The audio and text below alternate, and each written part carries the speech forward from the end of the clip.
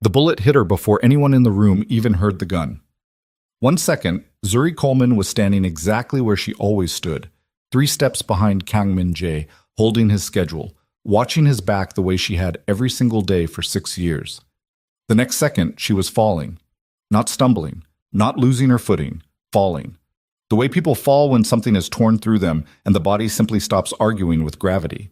Min-jae caught her by instinct before his brain understood what was happening. Her weight hit his arms and he looked down and saw the dark stain spreading through the fabric of her navy blazer. And for one terrible, suspended moment, the most feared Korean mafia boss in New York City could not move. The screaming started. The room erupted. His security team was already moving, shouting coordinates into earpieces, overturning tables, hunting the shooter who had already vanished into the chaos of 400 panicked guests inside the Manhattan Museum of Art. Min-jae heard none of it.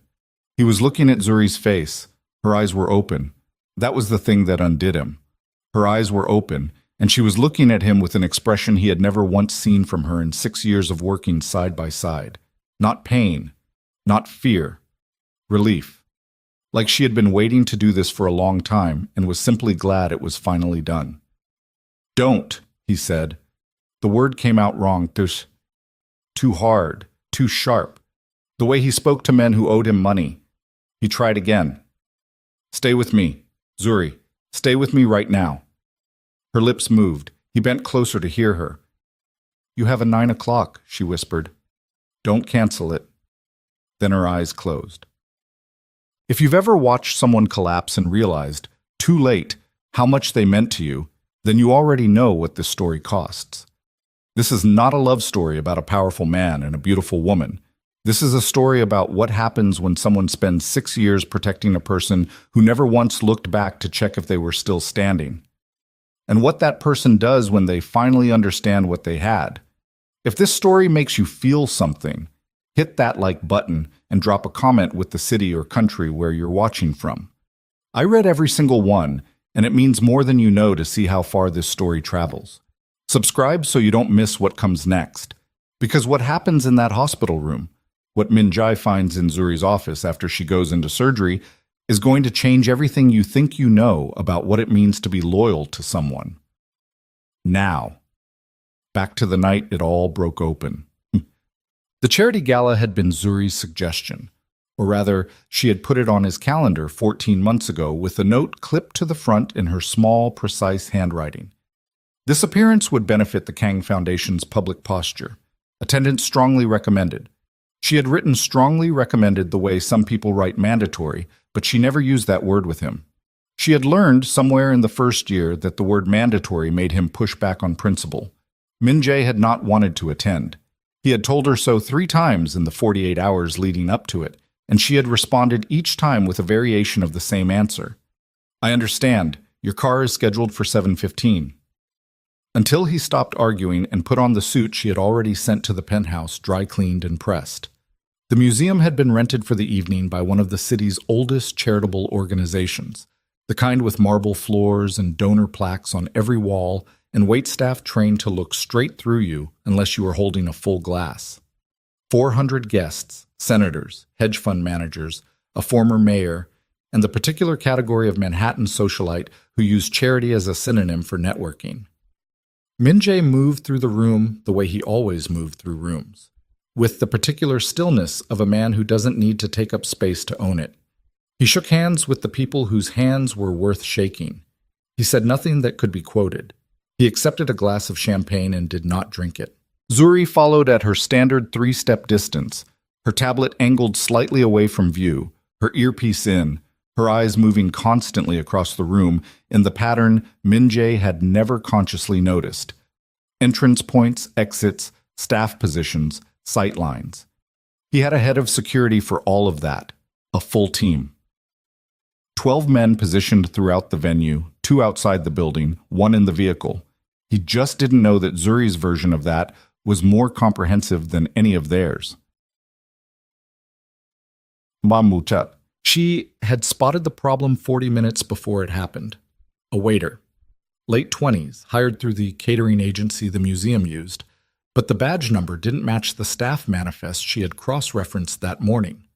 She had cross-referenced it that morning because she cross-referenced every staff manifest at every venue where Min Jae appeared. She had been doing this for 4 years without telling anyone, including Min Jae, because it was simply something that needed doing, and she was the only person who had thought to do it.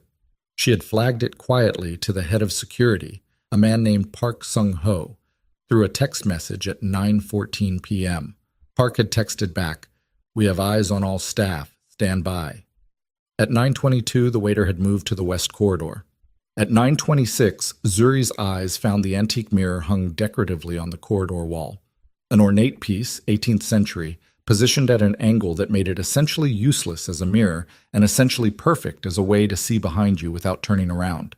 She saw the reflection. She did not think. She did not calculate odds or weigh her own safety or ask herself whether she was sure.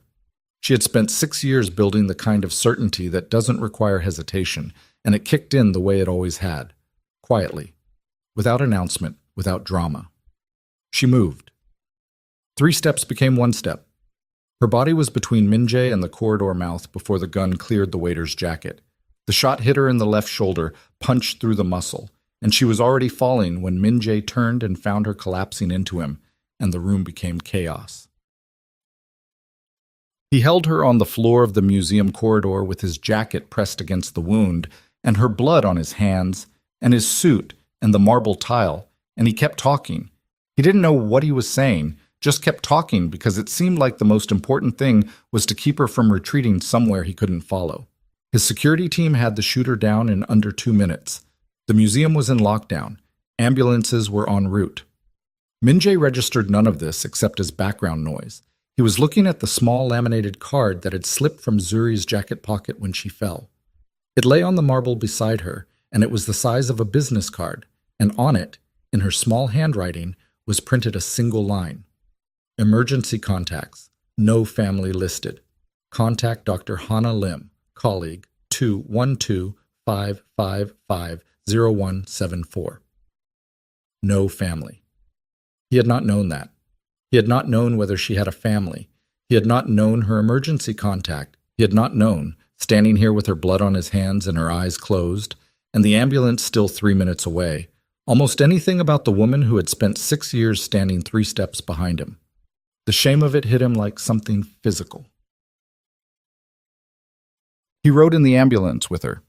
Park tried to redirect him to the secure vehicle.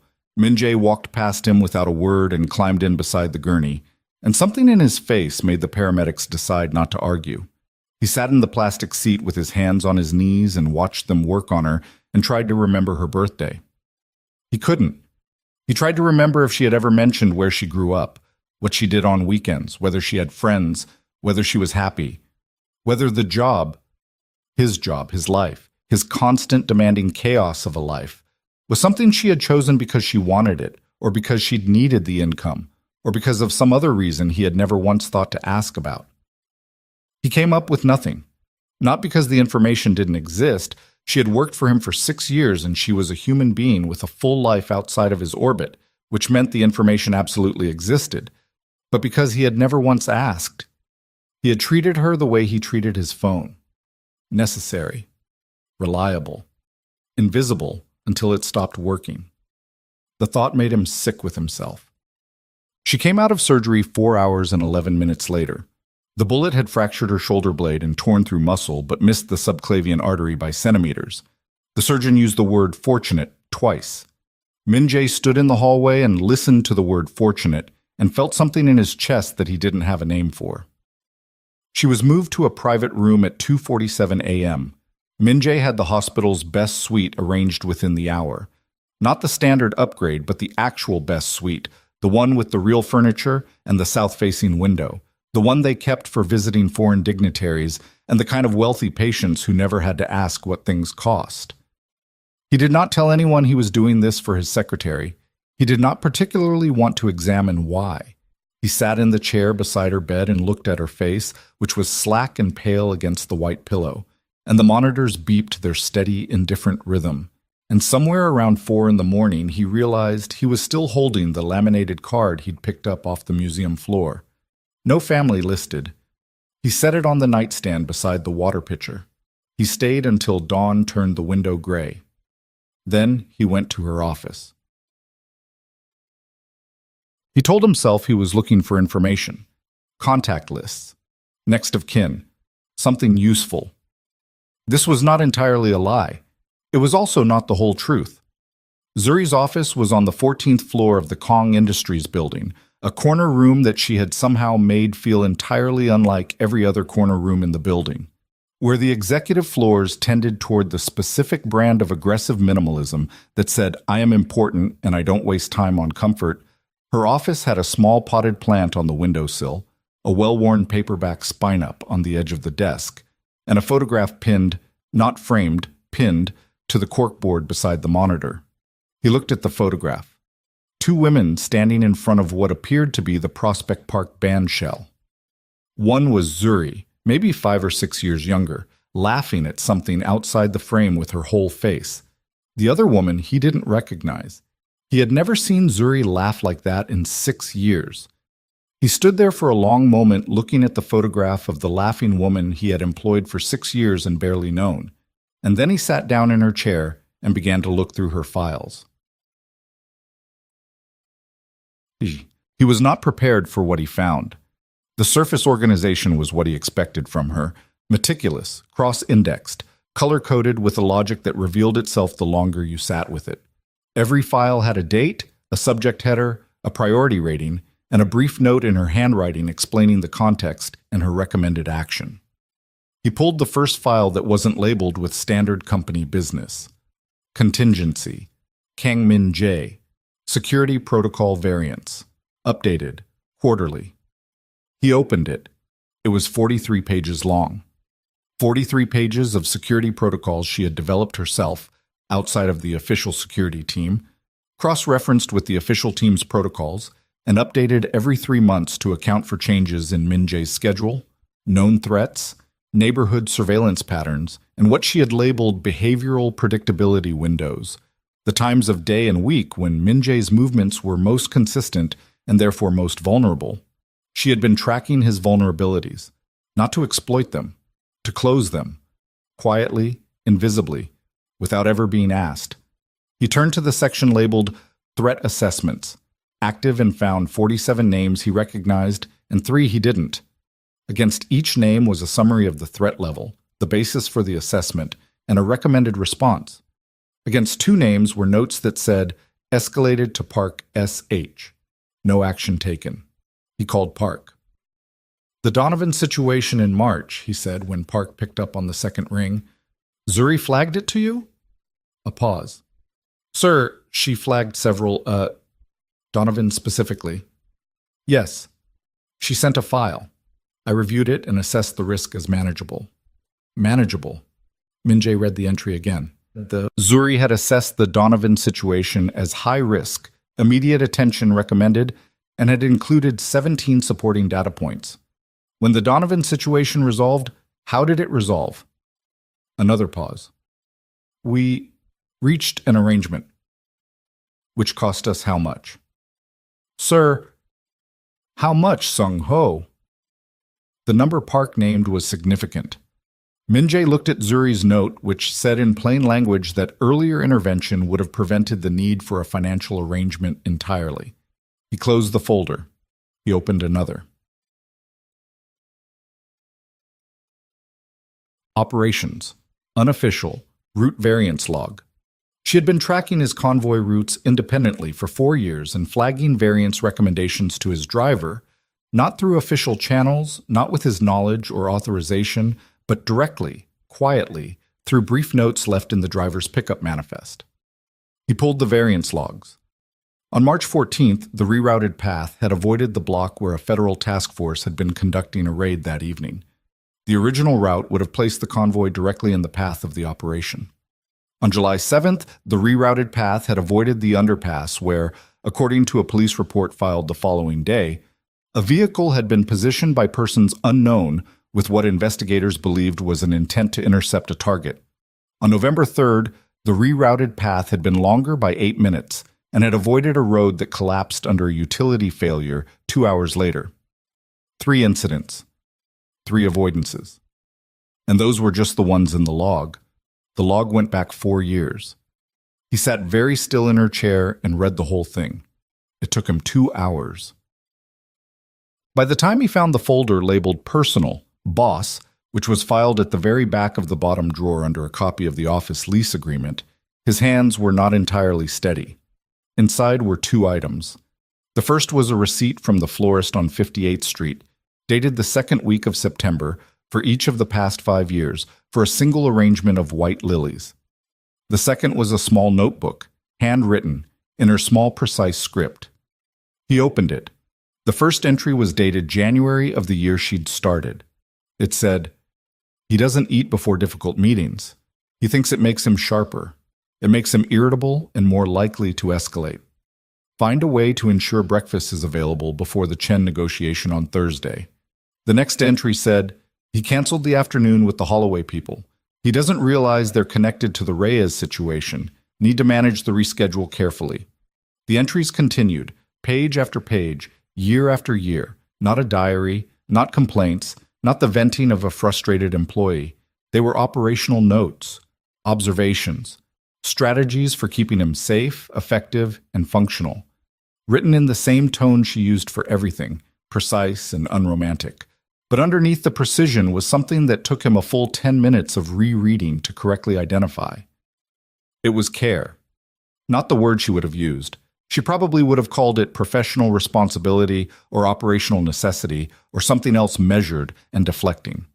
But he had been in enough rooms with enough people to know the difference between someone doing a job and someone who had quietly, stubbornly, over years of small invisible decisions, decided that another person's life was worth protecting. He had just never expected to find it pointed at him.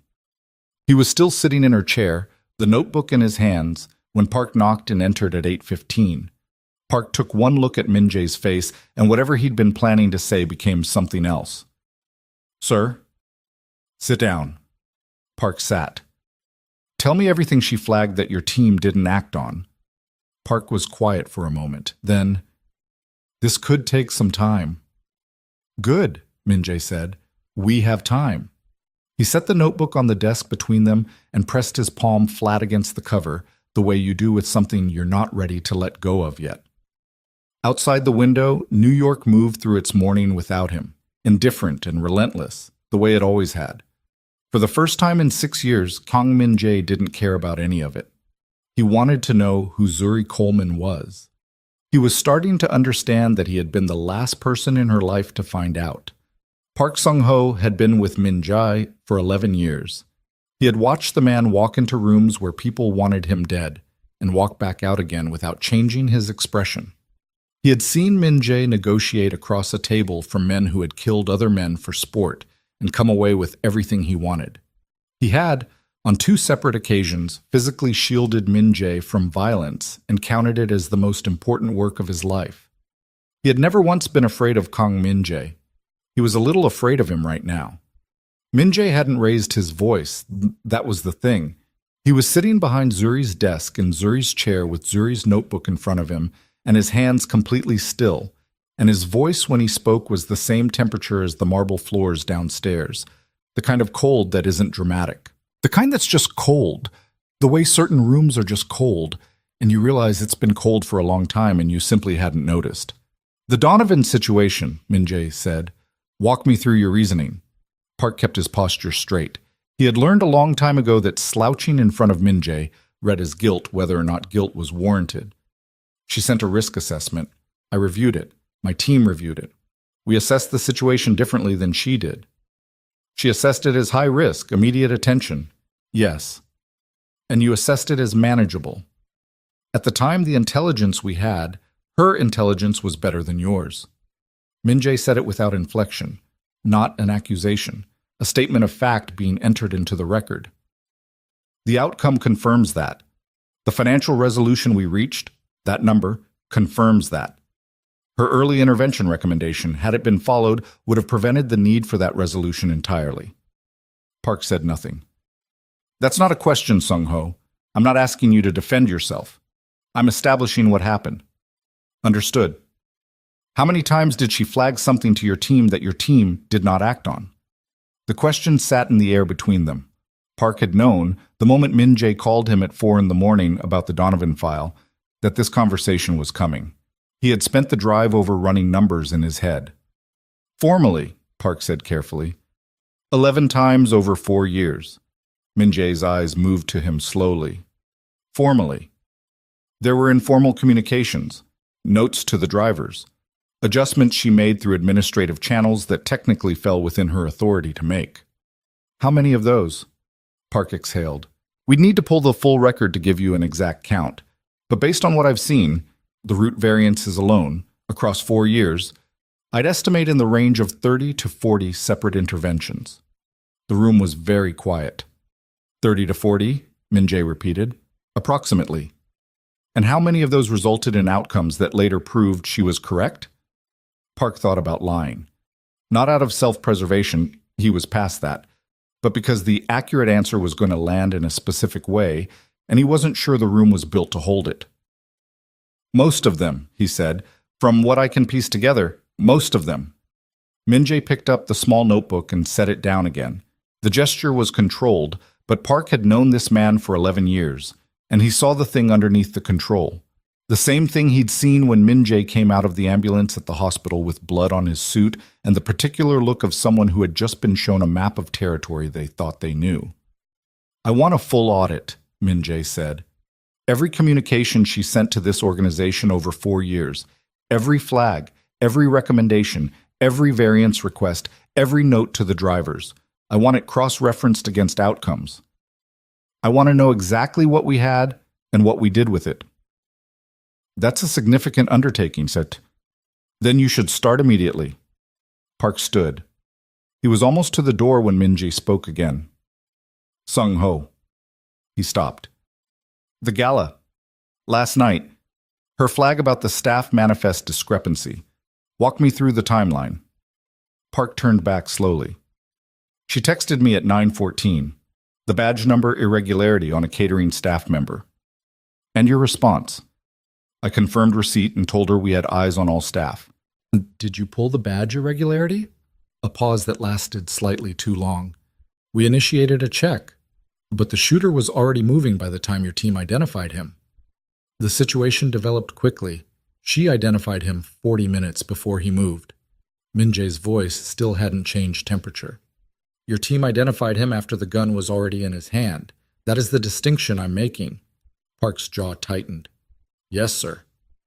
She put herself in front of me because your team's response to her warning was insufficient. Another statement. Still no raised voice. I want that in the audit as well. Understood. Close the door on your way out, but... Park closed the door. In the hallway outside, he stood for a moment with his hand still on the handle, and the thing in his chest that he didn't particularly want to identify was shame. Not the performative kind, the real kind, the kind that settles into your sternum and doesn't move. He had dismissed her. Not maliciously, he would have said, if pressed, that he respected her competence. He had dismissed her the way you dismiss something that is quiet and consistent and always there, the same way you stop hearing a clock after a while, not because it stopped ticking, but because your brain has filed it under background. She had been ticking for 4 years. He walked toward the elevator and pulled out his phone and began making calls. And the first thing he said to each person he called was, pull everything Zuri Coleman ever sent us. Every communication, every note, every record. And after a moment, to the first person, no, I don't know exactly what we're looking for. Start with what she flagged that we didn't act on. A pause on the line. Just pull it, Park said. All of it. Downstairs in the operations room on the 3rd floor, the morning briefing was already 40 minutes behind schedule. The 7 men around the table had each independently reached the conclusion that today was not a day to be the person who brought problems. They had reached this conclusion because their boss had come in at 8 a.m., gone directly upstairs, had not come back down, and the rumor moving through the building, through the secure floors, past the front desk, into the kitchen where the morning coffee was getting cold, was that he had been in his secretary's office all night. Not his office. Her office. The senior lieutenant, a man named Cho Byom-seok, who had been with the organization for 9 years, and had the particular self-possession of someone who had survived several management transitions by being good at his job and invisible in his personal opinions, was running the briefing in Min Jae's absence.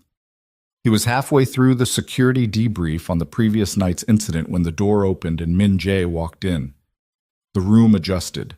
It did this automatically, the way a plant adjusts to the direction of light, without deciding to, without knowing it's doing it. Chairs straightened, voices dropped. The briefing materials that had been slightly scattered across the table were quietly gathered and organized. Min Jae sat at the head of the table and looked at the faces around him and said, "Continue." Cho continued. He walked through the shooter's profile. A freelance operative, no direct affiliation to any known rival organization yet identified, hired through a third-party broker whose identity was currently being pursued. The museum's security footage was being analyzed. The police had a parallel investigation that the organization's legal team was monitoring. "Who's the broker?" Min Jae asked. "We have a name, Yu Tae-yang. He operates out of Flushing. He's been a mid-level arranger for—" "I know who he is." Min Jae's eyes moved around the table. "Why was he not already a person of interest before last night?" The table was quiet. "The threat intelligence we had going into the gala," Min Jae said. "Where did it come from?" Cho glanced at the materials in front of him. The security team's standard pre-event assessment, cross-referenced against— "Did that assessment include Yu Tae-yang?" A pause. "Not directly, no." "Did Zuri Coleman's security protocols include Yu Tae-yang?" Min Jae asked. He already knew the answer. He had read the file twice. He watched Cho's face as the man absorbed the implication of the question. "I'm not familiar with Miss Coleman's. She flagged Yu Tae-yang as a potential threat vector in a security memo she filed 8 months ago." Min Jae said it the way he said everything this morning. Flat, even, like he was reading a weather report. The memo was sent to the security team. It was not acted upon. The man she flagged as a potential threat vector is now connected to the operative who shot her. The table was very quiet.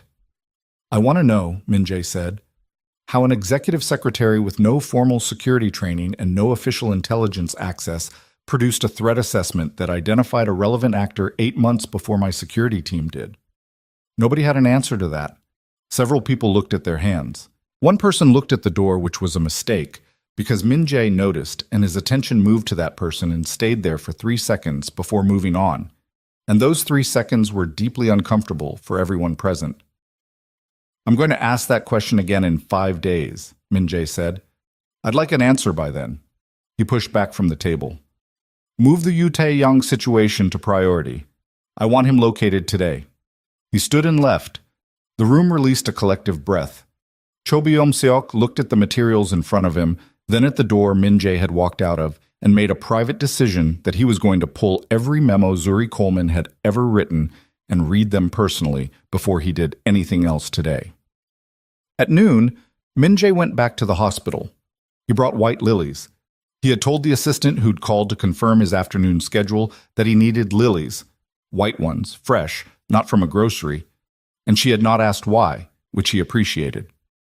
He sat in the chair beside Zuri's bed and looked at her face and did something he was not accustomed to doing, which was nothing. He just sat there. The monitors beeped. A nurse came in, checked vitals, left. Outside the south-facing window, the city moved. Zuri's face in unconsciousness had a quality her face almost never had in waking life, which was stillness. She was always in slight motion when she was awake, taking notes, scanning a room, adjusting the angle of something that needed adjusting. Her face reflected this, a particular watchful alertness that he had always categorized as professional attentiveness and now recognized as something more continuous and more personal than that. Unconscious, she looked younger. He hated that she looked younger. It meant the years of watchfulness had left their mark on her face, and he had never once noticed because it was simply how her face was. His phone rang. He silenced it. It rang again. He looked at the screen. Cho Byung-seok. He stepped out into the hall. "What?" "Yu Tae-yang," Cho said. "We have a location, Flushing. He's been sitting on it since last night. Hasn't moved, which is unusual. He's waiting to confirm the job." That's our read, yes. He doesn't know it failed? Apparently not. The shooter never reported out. He was in custody before he could communicate with anyone. Min-jae leaned against the hospital corridor wall. The paint was that specific shade of institutional beige that existed in no other context. A man in a visitor badge walked past without looking at him. Who's the client? Who hired you to arrange the hit? That's what I'm calling about. A pause. The broker chain goes through a shell we've seen before. It connects to an operating name we flagged last year as a rival interest, specifically in relation to the Harlem expansion negotiations. Min-jae was quiet. Sir, Cho said carefully, the name at the end of the chain is Reyes. The Reyes situation, the same name Zuri had written about in the notebook's first year. The connection she had tried to surface through the Holloway rescheduling. The thread she had pulled 4 years ago that his people had not followed. Send me the chain documentation, Min-jae said. His voice was still even. And tell me the moment Yu Tae-yong moves. He hung up and stood in the hospital corridor for a moment. He thought about the notebook, the entry from the first year. He doesn't realize they're connected to the Reyes situation, need to manage the reschedule carefully. She had known. 4 years ago, from a scheduling irregularity, she had identified the connection. She had managed it quietly, at the administrative level, the only level available to her. And the connection had stayed dormant. The Reyes network had stayed at arm's length, until someone in his organization stopped paying attention to the quiet management that had been keeping it there. He went back into the room. He sat down. He picked up the white lilies and set them in the water pitcher, because there was no vase and you work with what you have. He looked at her face for a long time. You knew about Reyes, he said quietly, to the room, to the monitors, to her. You've known for 4 years. The monitors beeped. I need you to wake up, he said. I need you to tell me what else you knew that I didn't. At 3 p.m., a woman arrived at the hospital front desk and asked for Zuri Coleman's room. The desk directed her to the private suite on the 7th floor. She took the elevator up and walked down the hall and opened the door and stopped when she found Kang Min-jae sitting beside the bed. She was the woman from the photograph on the corkboard, the one from Prospect Park. Shorter than Zuri, mid-40s, with close-cropped natural hair and the kind of face that was composed but not performing composure.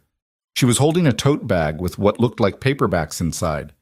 She looked at Min-jae, then at Zuri, then back at Min-jae. Who are you? She said. Kang Min-jae. He stood. I'm her employer. The woman's face did something complicated. I know who you are, she said, in a tone that clarified exactly what she meant by that, which was not complimentary. I meant, what are you doing in her room? Visiting. She's unconscious. Yes. The woman set her tote bag down on the chair beside the door. She crossed her arms. She was looking at him the way people looked at things they were deciding whether to trust, and her assessment was clearly not trending positive. Her name is Dr. Hana Lim, Min-jae said. You're her emergency contact. The woman's eyes narrowed. How do you know that? It was on a card in her pocket. He paused. You're the only emergency contact she has listed. Something moved across Hana Lim's face at that. A quick shadow of something that was either grief or anger, or the place where both of those things live when they're living together. She looked at Zuri. Her jaw tightened. You should know, Hana said, still not looking at him, that she was going to quit. The words landed in the room and stayed there. What? Min-jae said. 3 weeks ago. Hana finally turned to look at him directly, and there was no performance in her eyes, just the flat honesty of someone who has decided they have nothing to lose in this conversation. She told me she was done. She had been thinking about it for 6 months. She had a letter written. Min-jae said nothing. She loved that job, Hana said. That's the thing you need to understand. She didn't leave jobs she loved. She stayed through things most people would have walked out of years before. But she told me she was done. A pause.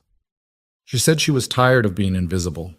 The word moved through the room like a draft from an open window. Invisible. She was going to give her notice the week after the gala, Hana continued. Her voice was steady, but it was taking work to keep it that way. She was going to do one last event, hand things over cleanly, and walk away. Another pause. That's what she was planning when she stepped in front of that bullet. Min-jae sat back down. He did it slowly, the way a person sits when their legs have decided the decision without asking. She was leaving, he said. Yes. He looked at Zuri's face, the stillness, the monitors. She spent 6 years protecting me, he said. It wasn't directed at Hana exactly. It was more like he was saying it to test whether the sentence was real. She was leaving, and she still... That's who she is, Hana said. Her voice had gone quieter. That's always been who she is. She doesn't stop being who she is just because she's made a decision. Min-jae pressed his hands flat against his knees. He could feel the fabric of his trousers against his palms. He focused on that for a moment because the alternative was to sit in the full weight of what had just been handed to him, and he wasn't ready to do that in front of a stranger. She was tired of being invisible, he said. Yes. And I made her invisible. Hana didn't answer that. She pulled the other chair, the one without her tote bag, closer to the bed and sat down on the opposite side. She took Zuri's hand, the one without the IV, and held it with the ease of someone who had held that hand before. She never blamed you, Hana said finally. I want to be clear about that. She wasn't angry. She was just tired. She looked across the bed at him. There's a difference. Angry means you're still fighting for something. Tired means you've made peace with the fact that some things aren't going to change. The room held that thought for a long time. Some things can change, Min-jae said. Hana looked at him. Her assessment was still running. He could feel it. She would say, Hana said slowly, that's what everyone says. I know. And she would say the problem with people who have power is that change for them is always optional. They can decide to be different on a Tuesday and still go back to who they were on Wednesday because nothing actually required the change. I know, Min-jae said again. So what makes this Tuesday different? He looked at Zuri, at the IV line, at the bruising along her collarbone above the bandaged shoulder, at her face, which was still, which was resting in a way she almost never rested. She stepped in front of the bullet, he said, because she had already decided to leave. She had made peace with leaving. She owed me nothing. He stopped. And she still did it. Hana was quiet. That kind of person, Min-jae said, deserves a different kind of world than the one I've been running. He exhaled slowly. That's what makes this Tuesday different. Hana looked at him for a long moment. She did not say she believed him. She did not say she didn't. She turned back to Zuri and adjusted her grip on Zuri's hand, and the room settled into a silence that was not comfortable, but was at least honest. His phone rang at 6:47 p.m. It was Cho. Yutae Yang had moved. Not fleeing. Moving toward a meeting location. A restaurant in Flushing. A private back room. The kind of arrangement that meant he was finally meeting with his client to explain why the job had gone wrong. The Reyes connection. Min-jae stood in the hospital corridor with the phone against his ear and thought about every version of this moment he had lived before. He knew what the expected response was. He knew what his organization expected. He knew what the calculus of his world demanded. He also knew that sitting in that room for the past 8 hours, reading Zuri's notebook and looking at her face and listening to what Hana Lim had told him, had done something to the machinery inside him that he didn't have clean language for yet. Put a team on the location, he said. I want it contained. I want you, and I want whoever he's meeting with. And I don't want either of them harmed until I've talked to them personally. A pause. Sir, the standard response to an assassination attempt would suggest... I know what it would suggest, Min-jae said. I'm not asking for the standard response. He looked at the door to Zuri's room. Get me the meeting location and keep the team in position. I'll be there in 40 minutes. He went back into the room. Hana looked up. I have to go, Min-jae said. She nodded. Will you... He stopped, started again. Don't leave her alone tonight. Hana looked at him with an expression he couldn't fully read. I wasn't planning to, she said. He picked up the white lilies from the water pitcher, smoothed the stems, and laid them on the nightstand where Zuri could see them if she opened her eyes. Then he looked at her face one more time. The stillness, the monitors, the south-facing window going dark now as the city swallowed the last of the evening light. He had spent 6 years not looking. He intended to make up for that, but first there was something that needed to be handled, and the way he handled it tonight was going to determine, more than any promise made in a hospital room, what kind of man he was actually going to be when the Tuesday became Wednesday. He walked out. The door closed behind him with a sound that felt, in the particular silence of that corridor, like something ending and something else beginning, and neither one of those things was going to be easy. The restaurant in Flushing had no sign above the door. That was how you knew it was the kind of place where people said things they didn't want remembered. No sign meant no record of having been there. No record meant the conversation technically never happened. Min-jae had eaten in rooms like this his entire adult life. He understood the grammar of them. His team had the block contained within 20 minutes of Cho's call. 4 vehicles, 12 men, positioned at the 2 exits and the alley access and the front entrance in a pattern that looked, to anyone walking past on the street, like nothing at all. This was the thing civilians never understood about how his world operated. The most dangerous arrangements were always the quietest ones. Nobody standing in the cold with visible weapons. Just parked cars and men with their hands in their pockets who happened to know exactly where everyone inside the building was standing. Min-jae went in through the kitchen. The kitchen staff looked at him, and at the 2 men behind him, and made the collective decision to become very interested in whatever was on the stove. Min-jae walked through the heat and the smell of frying oil and pushed open the door to the back corridor and stood there for a moment, listening. 2 voices. One was Yoo Tae-young's. He'd heard recordings, knew the slightly raspy quality of it, the way the man talked faster when he was nervous. The other voice was lower, measured, doing the thing that careful men do in uncomfortable conversations, which is talk slowly to signal that they are not afraid, even when they are. Min-jae pushed open the backroom door. The 2 men at the table looked up. Yoo Tae-young's face went the color of old ash. He had a glass of something in his hand, and it stopped moving halfway to the table. The other man did not change expression. Min-jae recognized him in the same moment that he understood, with a particular lurching clarity, that something was wrong with the shape of what he was seeing. The man sitting across from Yoo Tae-young was not connected to Reyes. He was connected to Min-jae. His name was Jung Hyun-woo, and he had been Min-jae's financial director for 7 years. Bochiend. The 3 seconds after Min-jae registered Jung's face were the quietest 3 seconds he could remember in recent experience. Not peaceful quiet.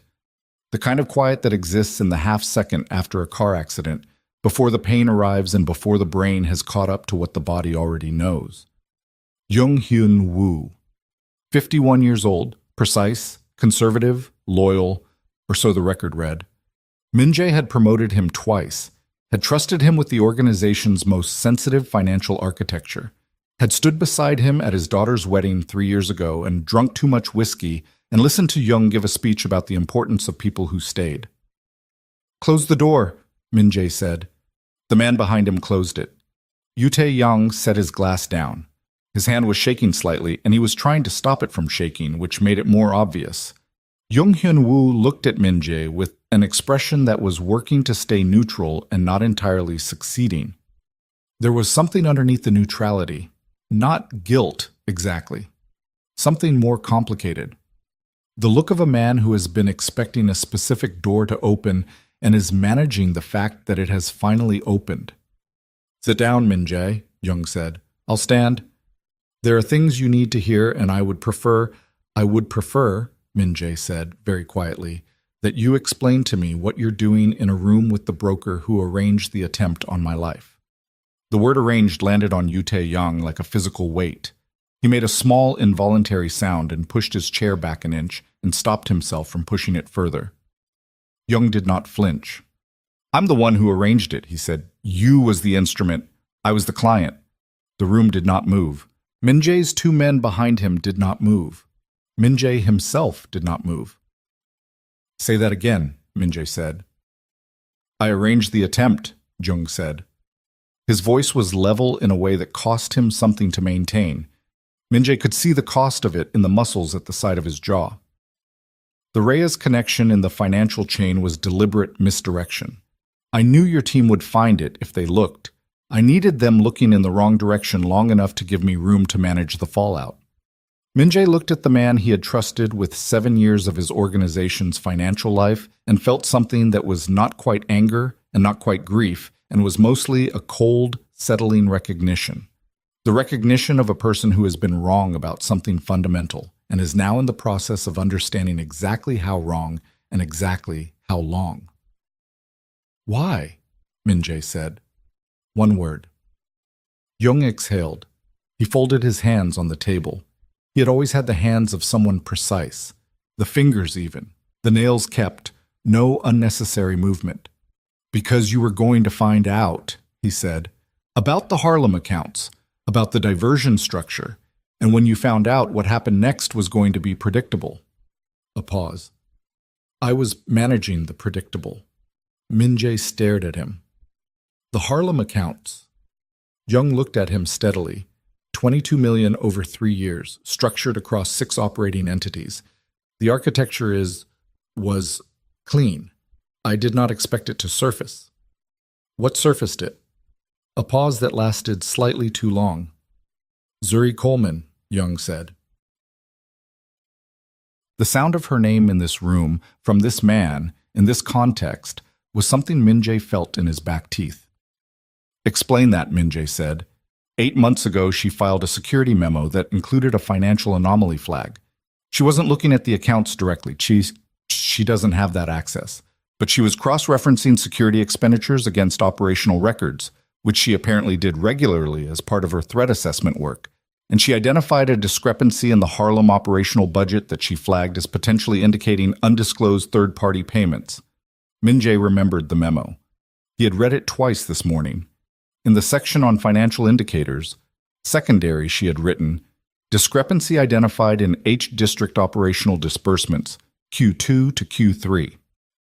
Pattern is consistent with either administrative error or undisclosed third-party arrangement. Recommend internal review. He had read it this morning and thought it was peripheral to the main security content. He had moved on. She was right, Jung said.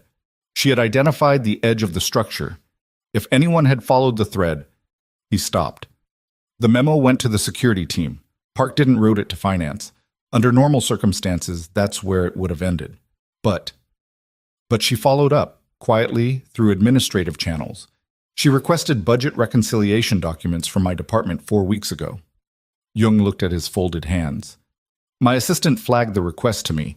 At that point, I understood that the thread was going to be followed regardless of whether the memo had been acted on. Min-jae said nothing. She was going to find it, Jung said, not because she was investigating me specifically, because that's how she works. She pulls threads. He looked up. You know that's how she works. So you tried to kill me, Min-jae said, before she found the accounts, before I could be told. If you were dead, the succession structure would have moved to the Emergency Leadership Council. The accounts would have been absorbed into the transition review and buried. The thread she was pulling would have died with you, organizationally speaking. Jung said it without apology and without pleasure, the tone of a man presenting a cost-benefit analysis. It was the most efficient solution. The most efficient solution.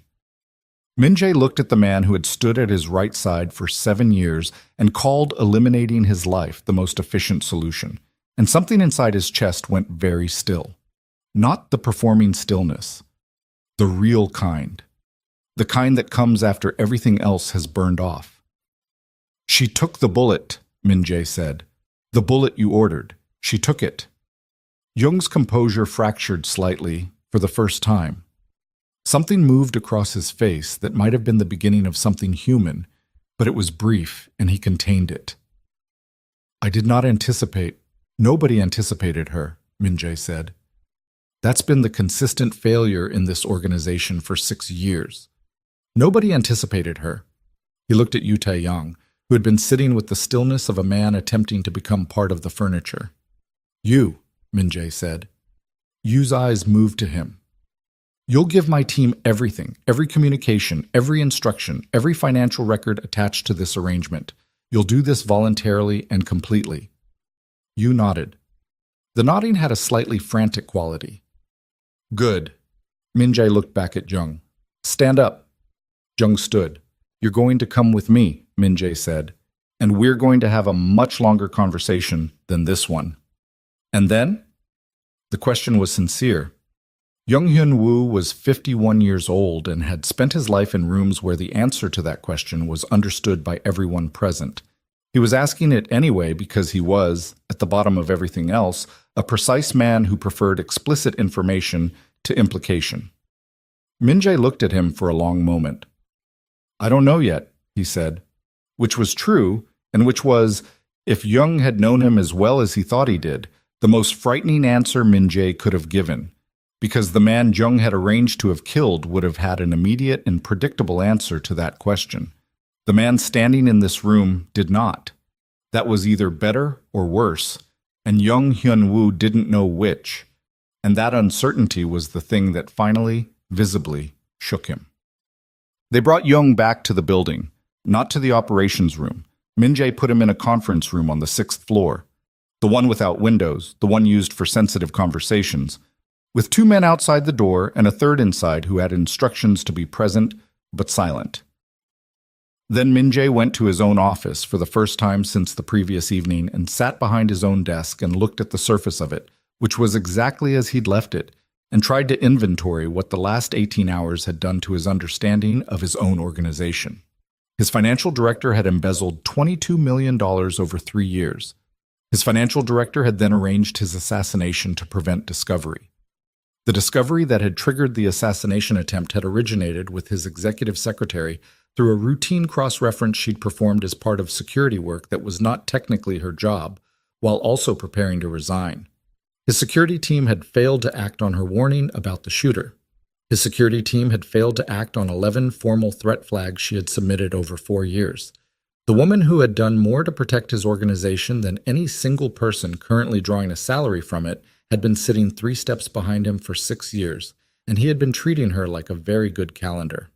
He picked up the phone and called Cho. "I need the complete financial audit on Young Hyun Woo started tonight," he said. "Full scope. Everything. Use the external firm, so don't use internal accounting." A pause. "And I need you to pull Zuri Coleman's last budget reconciliation request, the one she sent to Young's department 4 weeks ago. Get me every document she requested and the response she received." And Cho was quiet for a moment. "Sir, Young's department responded to that request with a set of documents. I can pull them." "Were they accurate?" "I'd have to review them against the underlying accounts." "Do that." He hung up and sat for another moment. Then he called Park. "Your team," he said when Park answered. "The internal integrity of your team. How confident are you?" A pause. "Sir?" Young Hyun Woo was running a diversion structure for 3 years. He did this within this organization. He had access to operational information that should have limited visibility. I want to know if anyone on your team was aware of or connected to his arrangement.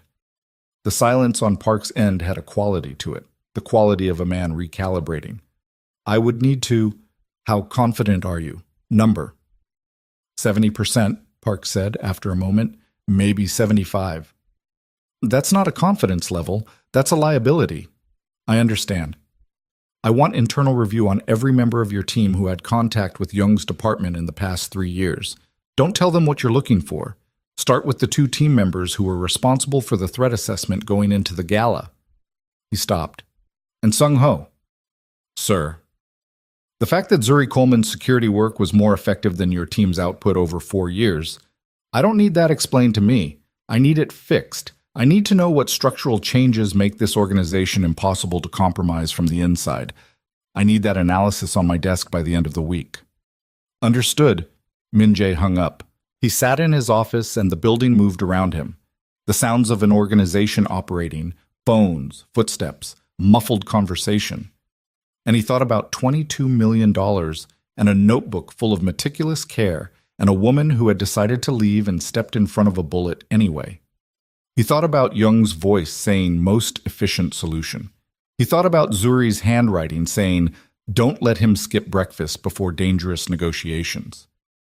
He stayed in the office for 40 minutes, and then he went back to the 6th floor conference room. Tolko. Young Hyun Woo had not moved from where they'd put him. He was sitting straight in the conference chair with his hands folded on the table, the same position as in the restaurant, and he watched Min Jae come in and take the chair across from him with the careful attention of a man who is trying to read which version of the next few hours he is about to experience. 22 million, Min Jae said. Approximately. The external audit will give you the precise figure. Over 3 years. Yes. For what? Jung looked at him. I'm sorry? What did you do with it? Min Jae leaned back in his chair. 22 million over 3 years. That's not a number you take because you're careless. That's a number with a purpose. What was the purpose? Jung looked at his hands. For the first time since the restaurant, something in his posture shifted. Not collapsing, but settling, the way a structure settles when it stops pretending to support weight it can no longer hold. My son, he said. Min Jae waited. He has been building a company for 4 years. Legitimate business, technology, software development. He needed capital. The legal channels were... Jung stopped. The structure of my legitimate assets made it complicated to provide that capital without triggering... You were protecting your visible income. I was protecting the separation between my legitimate life and this one. Jung looked up. You know that separation exists for everyone in this organization. You maintain it yourself. I don't fund it with money I took from the people who trusted me. The sentence landed. Jung's jaw moved slightly. The accounts, Min Jae said. The Harlem operational budget. That money came from operations that my people put their lives into. Some of them lost things for those operations. You took 22 million from people who bled for it, and you put it into your son's software company. It wasn't... Jung stopped himself. He started again. I intended to replace it. The structure was designed to allow replacement over a 5-year period without... You intended to replace it after arranging for me to be dead.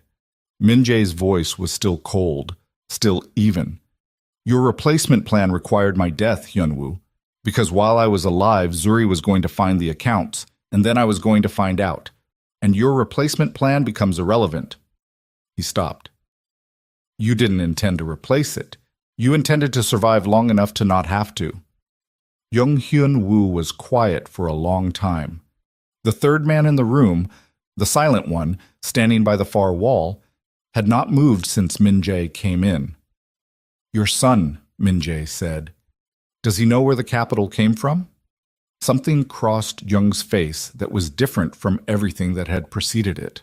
Rawer, less managed. No, he said. Does he know what you do? He knows the outline, but not the specifics. No. Min Jae looked at the man across the table. He looked at the precise hands and the gray at his temples and thought about the wedding 3 years ago, the speech about people who stay, the whiskey, and the particular warmth of an evening when you believe you know someone. How old is your son? Min Jae said. Jung's eyes moved to him with a quality in them that was almost dangerous, not threatening, but exposed. The look of a man who does not want to talk about his son in this room for very specific and desperate reasons. 26, he said. And the company. Is it real? Yes. Is it viable? A pause. The last projections were positive, yes. So your son built something real, Min Jae said, and you decided the way to support that was to steal from the people around you and arrange a murder. The word murder sat on the table between them. I did not begin with that decision, Jung said quietly. The first diversion was, it began as a short-term bridge. 3 months. The accounts would be balanced before the quarterly review. He looked at his hands. 3 months became 6. 6 became a year. The structure became more complex because it needed to be, to accommodate the growing discrepancy. And then, the memo. He exhaled. By the time the memo arrived, the structure was too large to unwind quietly. The only clean exit required, my death, Min Jae said. You keep arriving at my death as the clean exit. Yes. And Zuri Coleman in a hospital bed. Jung said nothing. She spent 6 years protecting this organization, Min Jae said. She spent years protecting you, specifically, without knowing it. Flagging threats, managing exposures, watching patterns that your security clearance would have made visible if you'd been paying attention. She protected you the same way she protected everyone else in this building. And then she found the thread you left and you put a bullet in her. I did not intend. It doesn't matter what you intended. For the first time, something moved in Min-jae's voice. Not volume, something beneath the volume. She is unconscious in a hospital room, and you are the reason. Whatever you intended, that is what exists. Jung closed his eyes briefly. When he opened them, the composure was still there, but it had stopped pretending to be something other than what it was, which was the last thing he had left to hold on to. What happens now? He said. Now I go back to the hospital, Min-jae said. And you sit here and wait. And my team goes through every account you've touched for 7 years, and every communication you've had with Yu Tae-young, and every financial record associated with your son's company, and I find out exactly what exists. He stood. And then I'll know what happens next.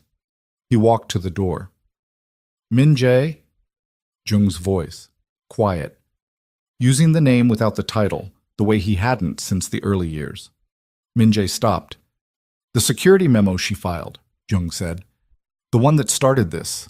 Your security team didn't act on it. If they had, I know, Min-jae said. She would have been protected. The shooter would never have been necessary because I would have been investigated before, I know. Min-jae's hand was on the door frame. He did not turn around. My organization failed her, starting 8 months ago and before that, and continuing up until the moment she stepped in front of that gun. He stopped. You used that failure. You built your plan around the fact that this organization was not going to take her seriously. He turned his head slightly, not quite looking back. That failure belongs to me. What you did with it belongs to you. He walked out. He was in the elevator going down when his phone rang. The screen said Hana Lim, and his stomach tightened in a specific way before he answered. She's awake, Hana said. He heard it and stood very still in the moving elevator. She woke up about 20 minutes ago, Hana continued. She's disoriented. She's in pain. The nurses are with her. A pause. She asked about your morning schedule. He breathed in once, slowly. Tell her... He stopped. Tell her I canceled everything. A moment of quiet on Hana's end, then, she's going to ask why. Tell her I'll explain when I get there. He arrived at the ground floor and walked through the lobby and into the night air, and for the first time in 24 hours, the city felt like it had a temperature, cold and real and specific. A cab went past throwing yellow light across the wet pavement. Someone on the corner was talking on a phone in Mandarin. A delivery truck double-parked had its hazards going. Orange, orange, orange, patient and indifferent. He stood on the sidewalk and called for the car, and while he waited, he stood in the cold and let the city be the city around him, not requiring anything from it, not performing anything for it. He thought about what Hana had said. She asked about your morning schedule, even waking up from surgery, even disoriented and in pain and coming back from wherever the unconscious goes. He thought about the notebook, the entry from 6 years ago about breakfast before dangerous negotiations. He thought about the man upstairs in the 6th-floor conference room with his hands folded on a table. He thought about $22 million and a software company and a 26-year-old who did not know. The car pulled up. He got in. He had spent the last 24 hours discovering that the person who knew his life most completely had been 3 steps behind him and invisible, and that the people he had trusted most completely had been looking him in the eye and lying, and that the only way forward through all of it required him to become a different kind of man than the one who had walked into that museum gala the previous evening. He didn't know yet if he was capable of that. He was going to find out. The car hit the FDR, and Min-jae sat in the back with his phone in his hand and did not look at it. 20 minutes to the hospital. The driver knew not to talk. The city streaked past the window in the specific way it does at night when you're moving fast and not seeing any of it, just the blur of light against wet asphalt, orange and white, and the occasional red of a brake light flaring up like something urgent and then gone. His phone buzzed. Cho. He answered. The financial audit is started, Cho said. External firm, as you requested. They'll have a preliminary scope by morning. A pause. Sir, there's something else. Say it. The documents Young's department sent Zuri in response to her reconciliation request. I pulled them. Another pause, shorter and more loaded. They're fabricated. The account figures are clean. They don't match the underlying records. She would have seen that the moment she compared them to the operational expenditure logs she already had. Min-jae looked at the passing lights. She would have known they were falsified. Within probably one review cycle, yes. She's thorough enough that she already knew, Min-jae said. It landed as he said it, the way things land when you've been circling them and finally step into the center. She didn't file a follow-up because she was building a complete picture first. She doesn't escalate incomplete information. He thought about the notebook, the meticulous cross-referencing, the quarterly updates on threat protocols. She was going to bring me a finished case. That would be consistent with, she was 3 weeks from resigning, Min-jae said. She was going to give me a finished case before she left. That was her exit. He stopped. He tried to kill me because she was 3 weeks away from handing me everything. The car moved through the night. Cho, Min-jae said. Sir, how many people in this organization knew about Jung's arrangement? The silence was 4 seconds long. I don't know yet. How many people could have known? Structurally. Based on the account access required to move that volume over 3 years without internal detection. Moving that volume cleanly across 6 entities would have required cooperation from, or at minimum, willful blindness from, at least 2 people inside the finance structure below Jung, possibly a third. Cho paused. And sir, the pre-event security assessment for the gala, the threat assessment that missed the badge irregularity that Zuri flagged. I've been pulling the chain on who authored that assessment. Min-jae waited. It was authored by a team member named Kwon Jae-hyun. He's been on the security team for 3 years. Before joining us, he worked through a staffing agency that I'm now running against our known contact lists. Cho's voice was steady, but the steadiness was deliberate. The agency has a connection to a shell entity that appears in Jung's diversion structure. The car was silent, except for the engine and the sound of the city outside. Kwon placed the shooter in the gala, Min-jae said. I believe so, yes. Through the catering subcontract. That would be the mechanism, yes. And Kwon authored the threat assessment that conveniently missed the badge irregularity that Zuri flagged. Yes. Where is Kwon now? That's the other reason I'm calling. Cho exhaled. He hasn't reported in since this morning. His apartment is empty. His phone is going to voicemail. Min-jae felt the cold clarity that arrives when a situation stops being complicated and becomes simple. Not easy. Simple. The kind of simple that requires immediate action and does not wait for comfortable timing. Find him, Min-jae said. Tonight. I need to know what else he knows and who else he's connected to. He paused. And Cho. If he runs toward something. Find out what he's running toward. He hung up. The hospital entrance was 2 blocks ahead. Zuri was awake. That was the first thing, the specific physical fact of it. Her eyes were open, and they were tracking, and they held that quality he recognized from 6 years of working beside her, the watchful alertness, the assessment happening behind them. Dimmer than usual, the assessment running on partial power. But running. She was sitting up slightly, the hospital bed adjusted to maybe 30 degrees, and there was a nurse finishing something at the IV stand, and Hana was in the chair beside the bed with her hand wrapped around Zuri's, and an expression of relief so visible it was almost uncomfortable to look at. Zuri looked at Min-jae when he came in. He stopped in the doorway. She looked at him the way she sometimes looked at his calendar when it had an anomaly she hadn't put there, evaluating, trying to determine whether the thing she was seeing matched the thing she expected. You canceled everything, she said. Her voice was rough from the tube they'd removed, and quiet, and she was choosing words carefully the way you do when speaking costs something physical. Yes. The Reyes negotiation is not happening today. Her eyes moved over him.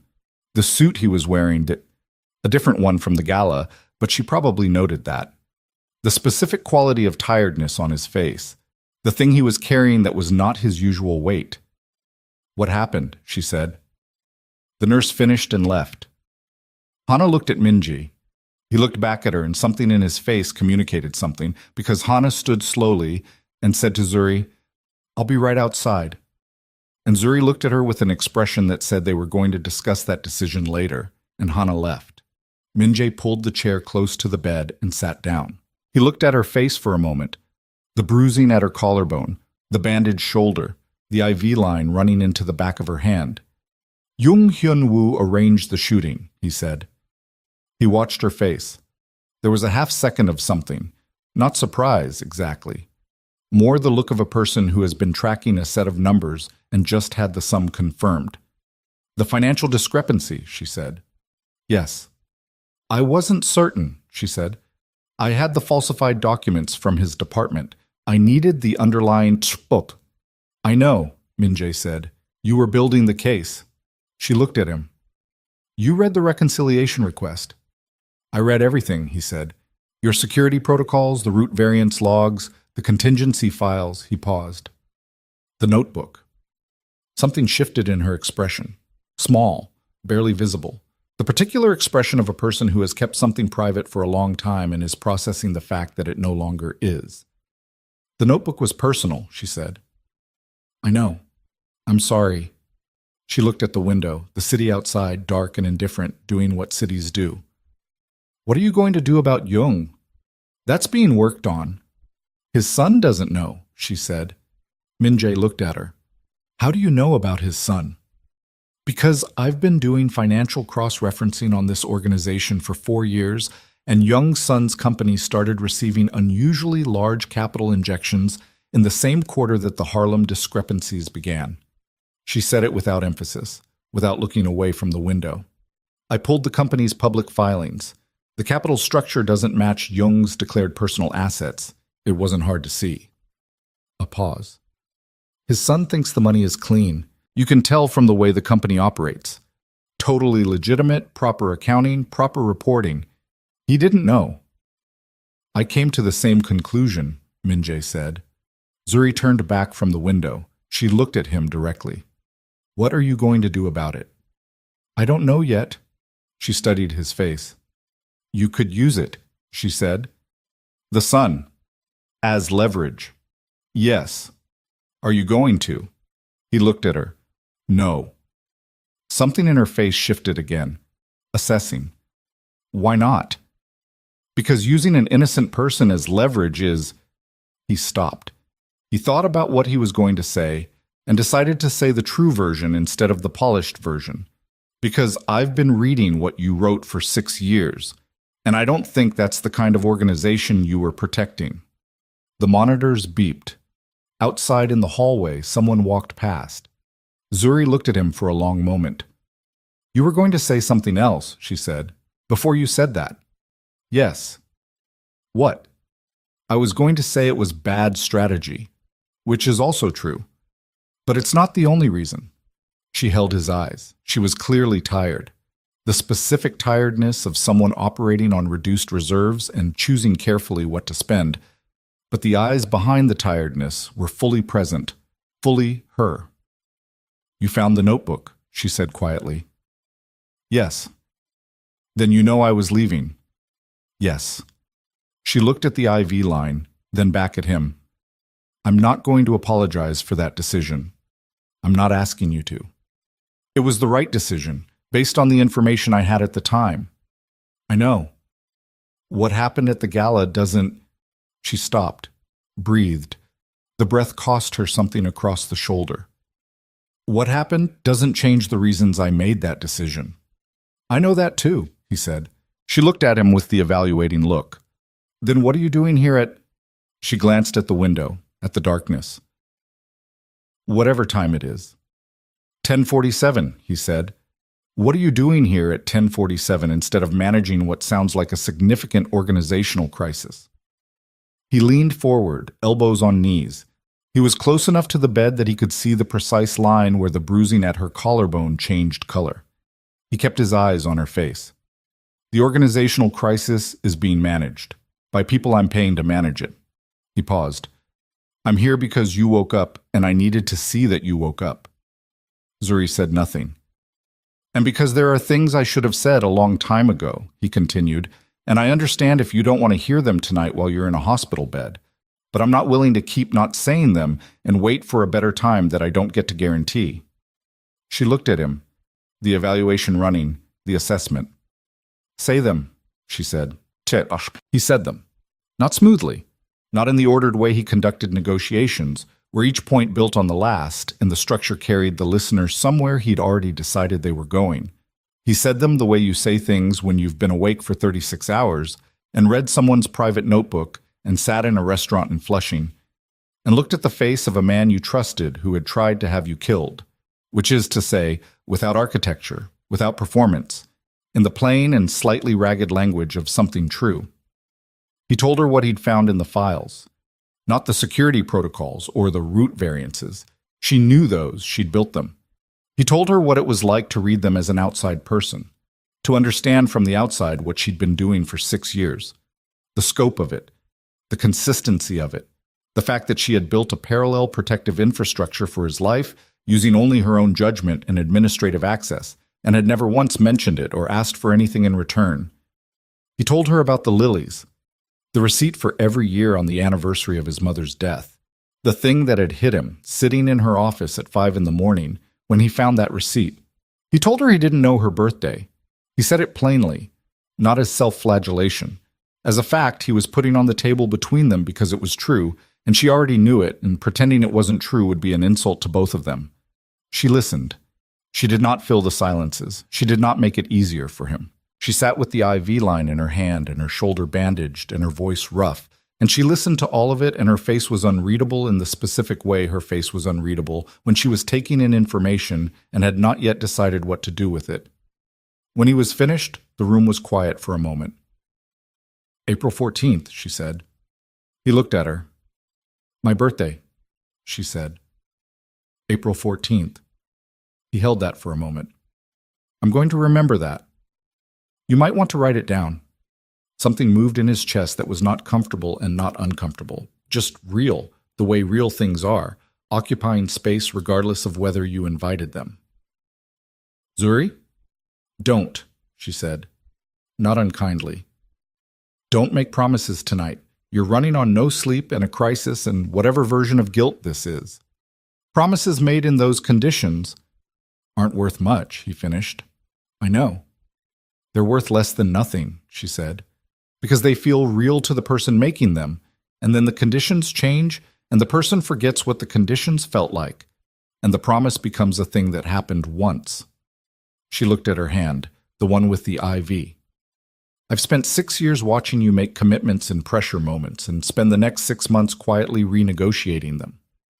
He did not argue this. It was true.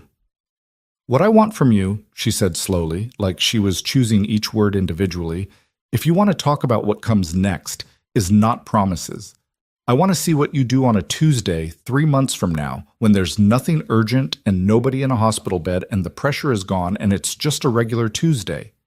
She looked at him. That's when character shows up, not tonight. Okay, he said. Okay, she said back. The monitors beeped. He reached over and straightened the white lilies on the nightstand, the ones he'd arranged in the water pitcher earlier, and she watched him do it. You brought those, she said. Yes. She looked at them. You figured out the lilies. The receipt. She nodded slightly. Then, she would have liked you, she said quietly. Your mother. I think she would have found you very frustrating, and she would have liked you anyway. He looked at her. You think about that? Sometimes. She closed her eyes for a moment. The pain moving through her was visible in the small tension around her mouth. I'll be out of here in a week, maybe less if I'm cooperative. The shoulder is going to need rehab. A pause. I'll need you to have someone cover the morning logistics while... Stop, he said. She opened her eyes. You're not covering the morning logistics, he said. You're not doing anything for this organization until you're fully recovered.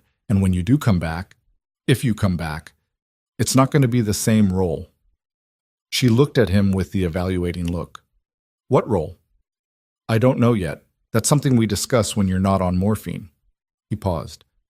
But not 3 steps behind me, not invisible. Whatever it is, it's not that. She held his eyes for a moment. I'll think about it, she said. That was, he understood, the best answer he was going to get tonight. And it was a real answer, not a deflection. And he took it. Meh. His phone vibrated at 11:23. He looked at the screen. Cho. He stepped into the hall. "We found Quan," Cho said. His voice had a quality in it that told Min-jae the news was not going to be simple.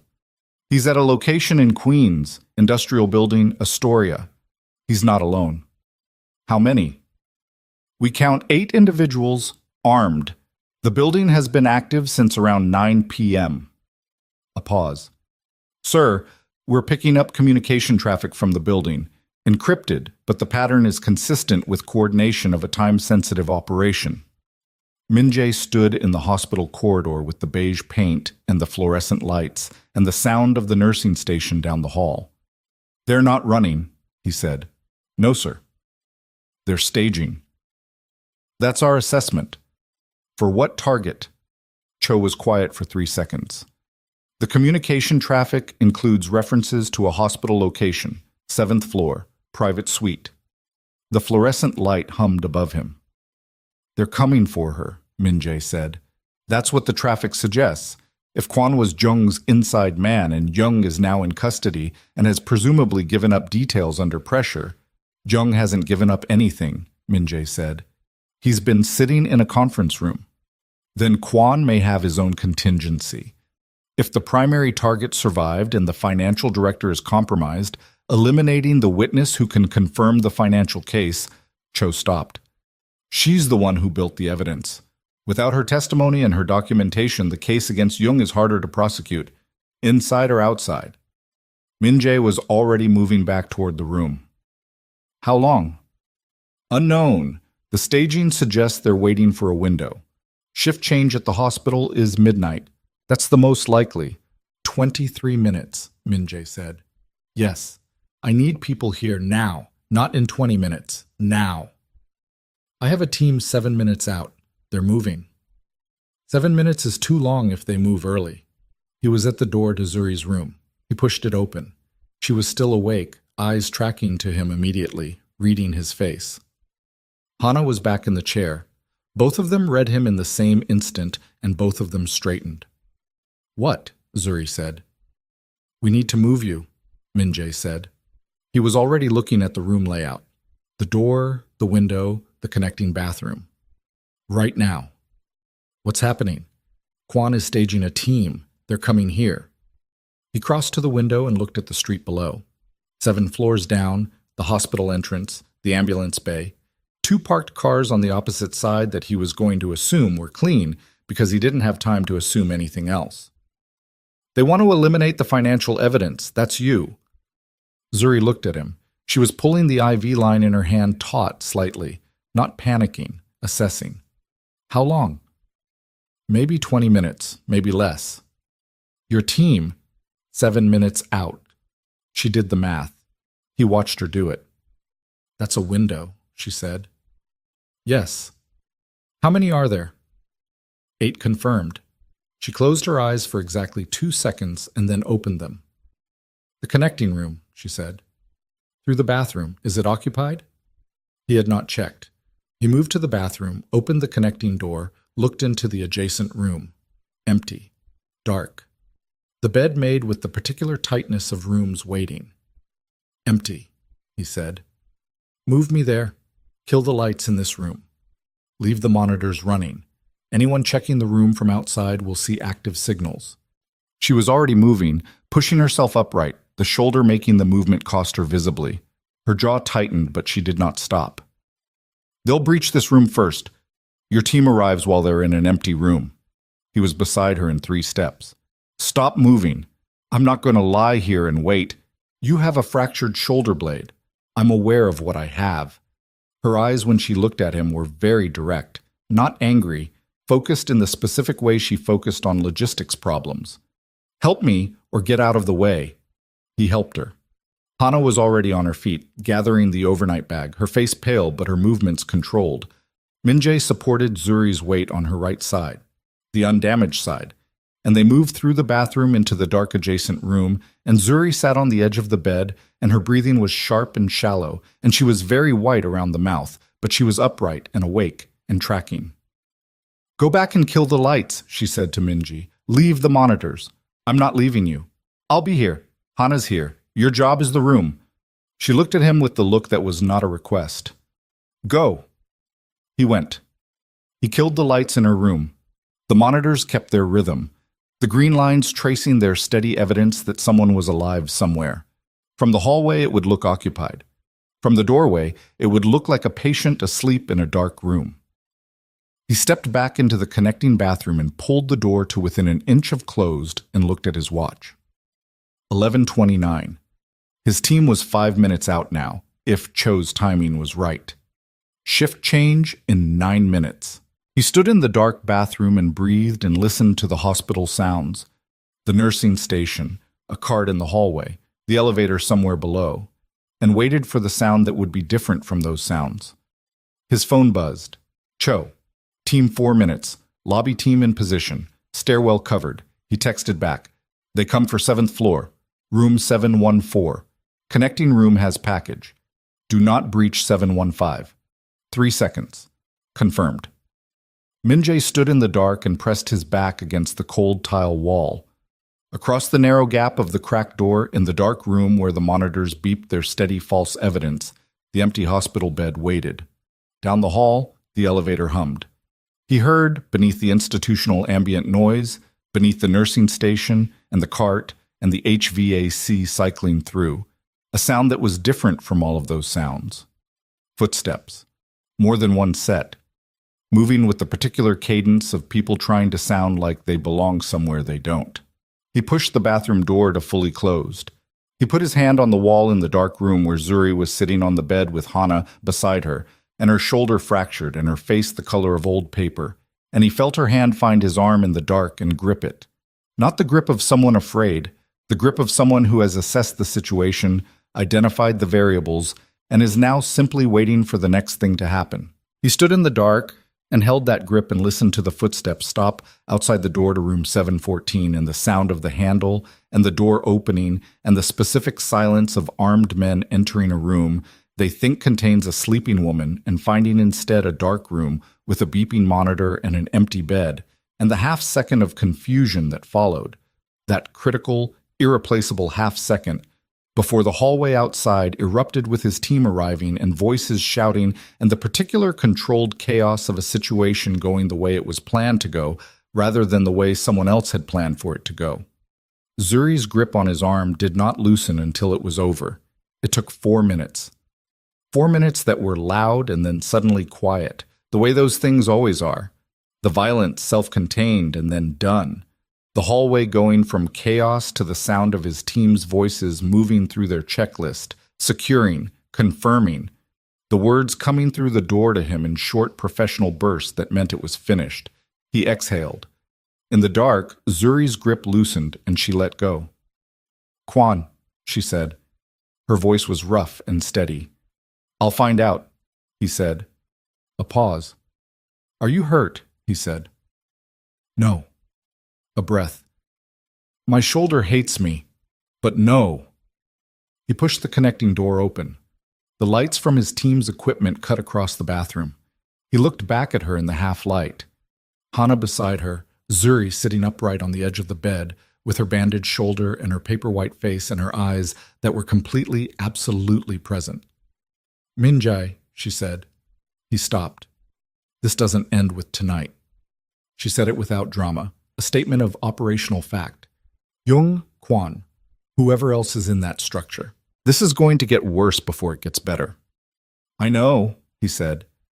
"And when it gets worse," she said, "you're going to be under pressure to handle it the way you've always handled things." He looked at her. "I know," he said again.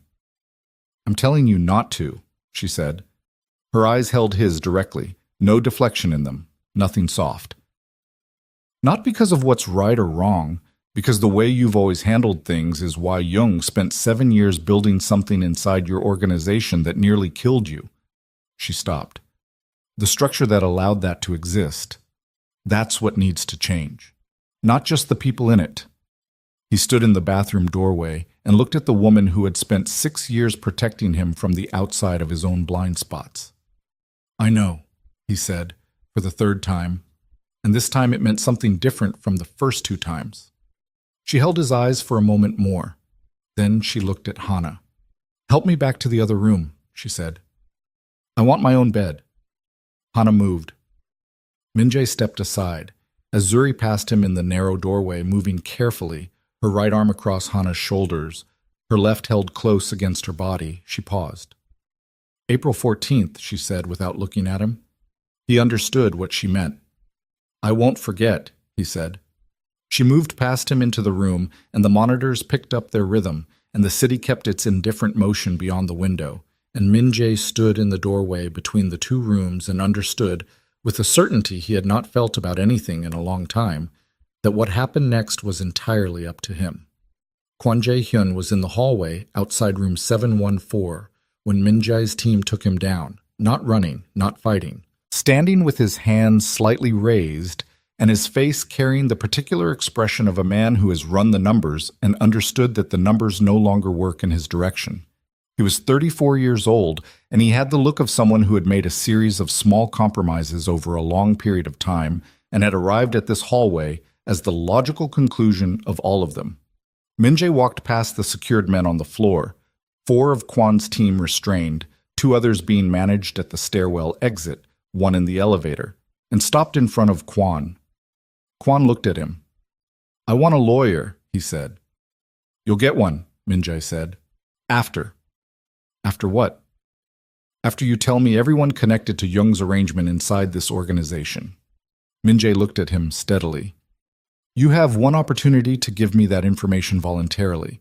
What you do with that opportunity determines what the next several years of your life look like." Kwon looked at the floor. He looked at his hands, which were secured behind him and were not entirely steady. He looked at the door to room 714, which was open, and the empty bed inside with its monitors still running their false evidence. "She wasn't in the room," Kwon said. Flat, not a question. "No." He absorbed this. "How long did you know we were coming?" "Long enough." Something moved across Kwon's face. Not quite respect, not quite resignation. The expression of a professional acknowledging that he had been outmaneuvered. "She told you to move her." Min-jae said nothing.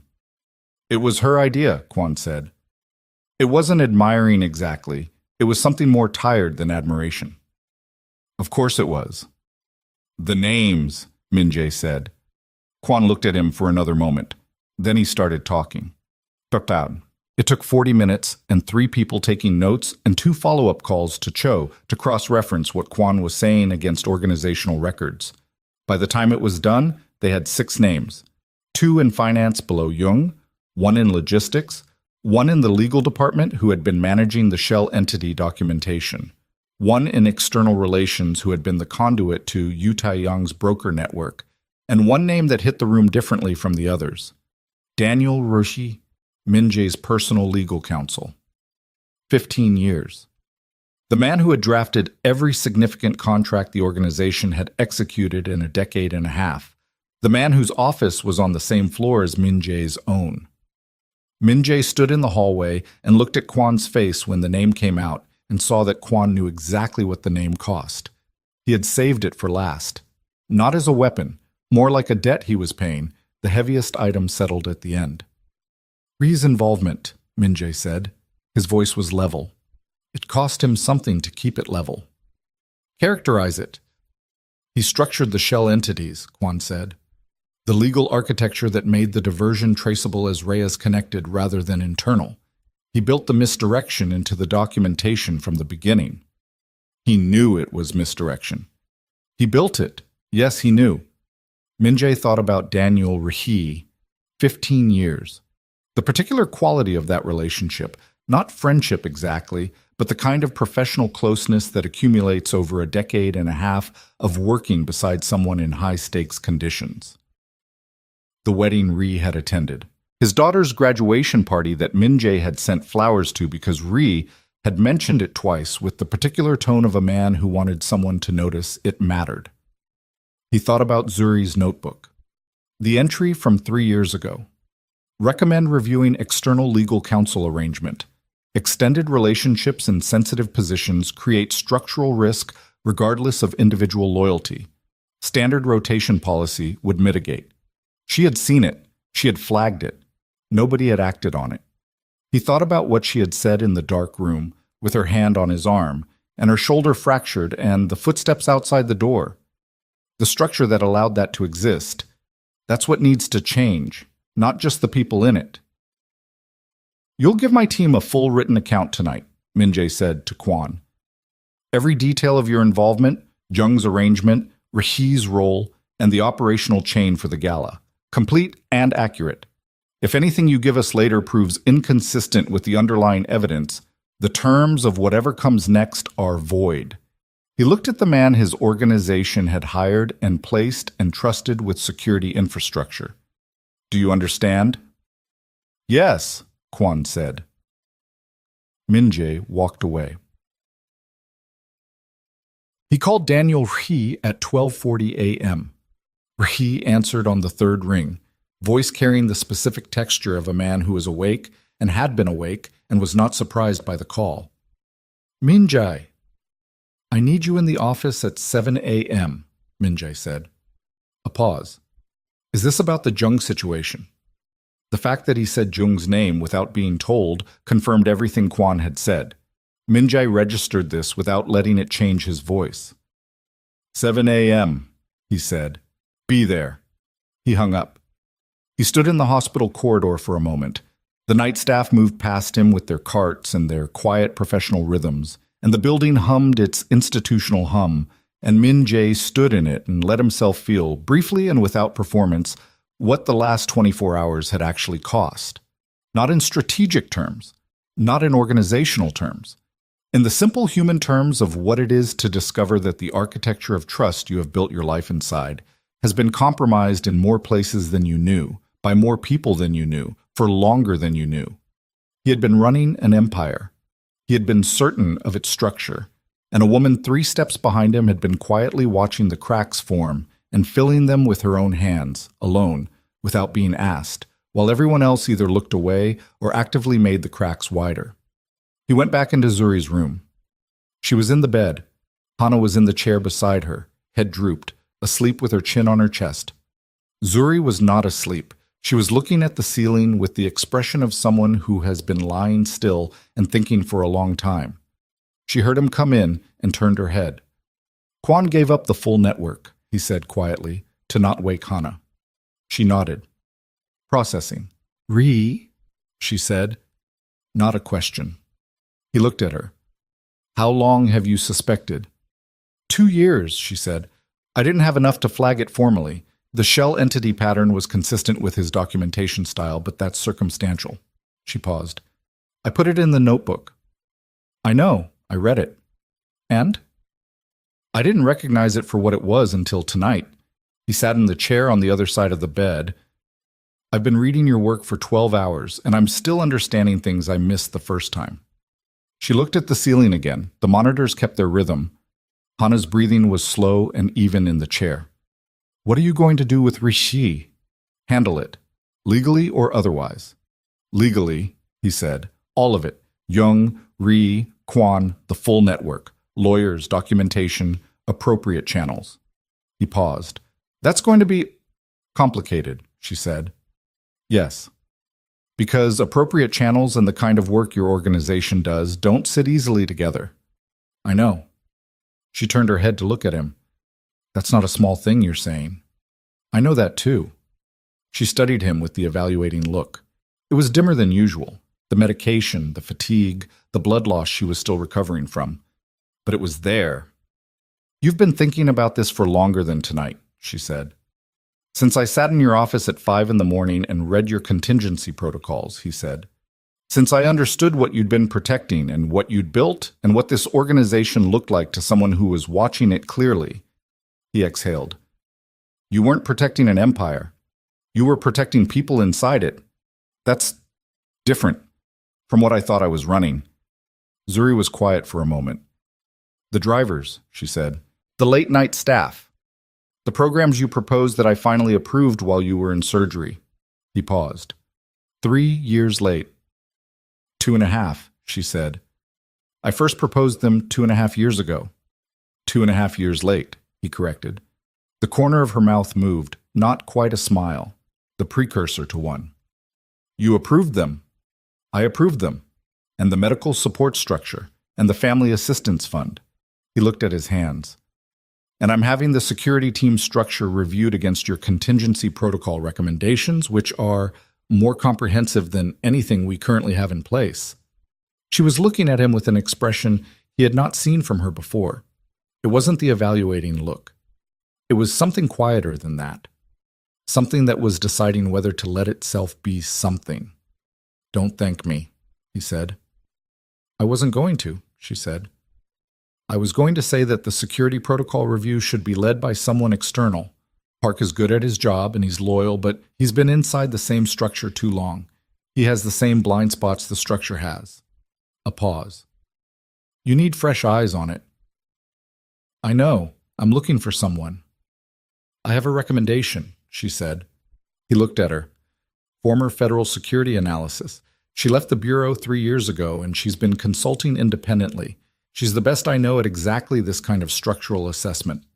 A pause. Her name is Torres. I've been tracking her work for 2 years.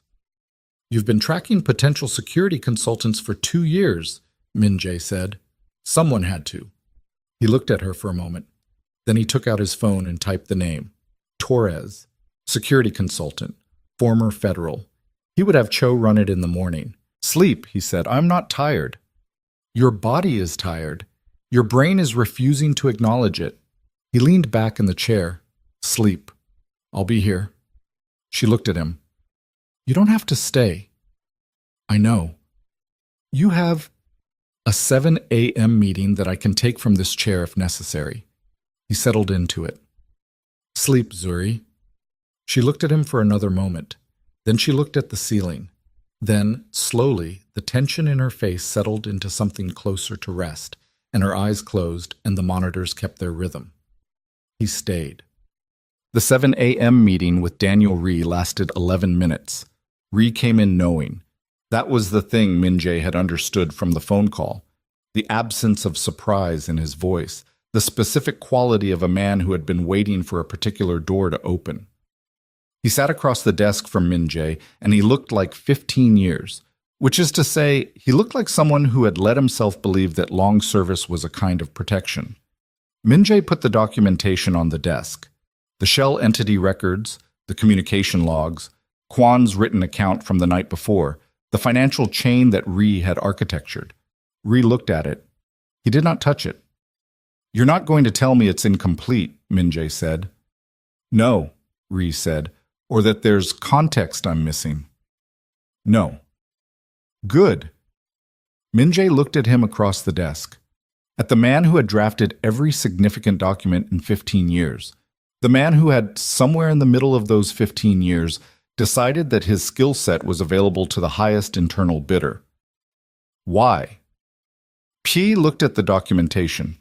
Young approached me 4 years ago. The first request was minor. Restructuring a single entity for cleaner documentation. Technically legal. I did it. He paused. The second request was more complex. By then I had already done the first one. The first one was leverage. His voice was even, recounting, not excusing.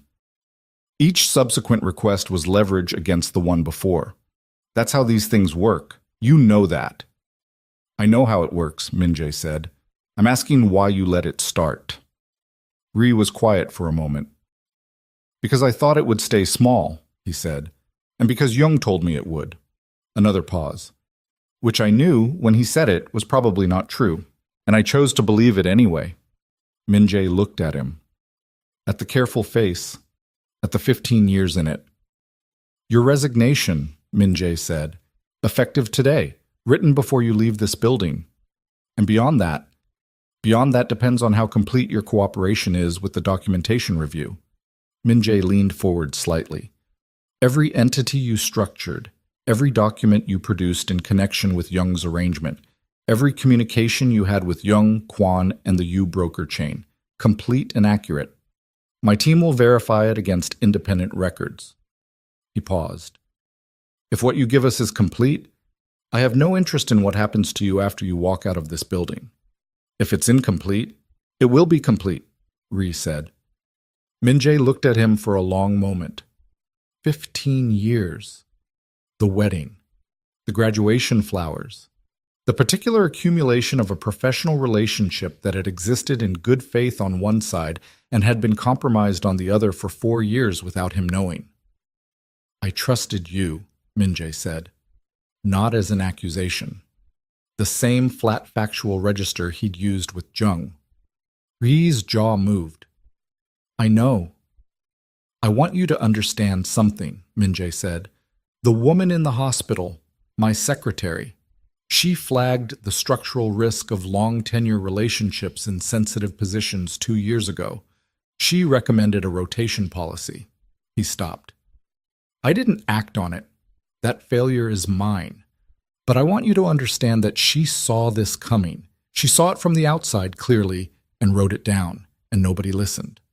He looked at Rishi. She's the one who built the evidence trail that surfaced Jung's arrangement. She's the one who took the bullet that was meant for me. And she's the reason you're sitting here in a structured conversation instead of something else. Ree looked at his hands on the table. I don't know if that means anything to you, Min-jae said, but I wanted you to know whose work you're sitting in the middle of. Ree didn't answer. His hands on the table were still. Write your resignation, Min-jae said. I'll have someone come in with the documentation protocol. He stood and left. What? The external audit of Jung Hyun-woo's financial arrangement was completed over the following 3 weeks. The final figure was $26,400,000, spread across 9 entities rather than the 6 Jung had described. The additional 3 had been set up in the final 8 months, the period after Zuri's reconciliation request had arrived on Jung's desk. He had been accelerating the extraction, building a deeper exit structure, while simultaneously arranging for the problem to be eliminated. The full accounting was delivered to Min-jae in a bound report on a Tuesday morning. He read it at his desk, his own office, and when he finished, he sat with it in front of him and thought about what $26 million looked like inside an organization, what it looked like to the drivers who ran night routes, and the staff who stayed late, and the people across every operation who had bled for the work those funds were drawn from. He thought about the programs he had approved while Zuri was in surgery. He called the assistant who was coordinating the program launch. The funding structure for the late-night transport program, he said, and the medical support fund and the family assistance framework.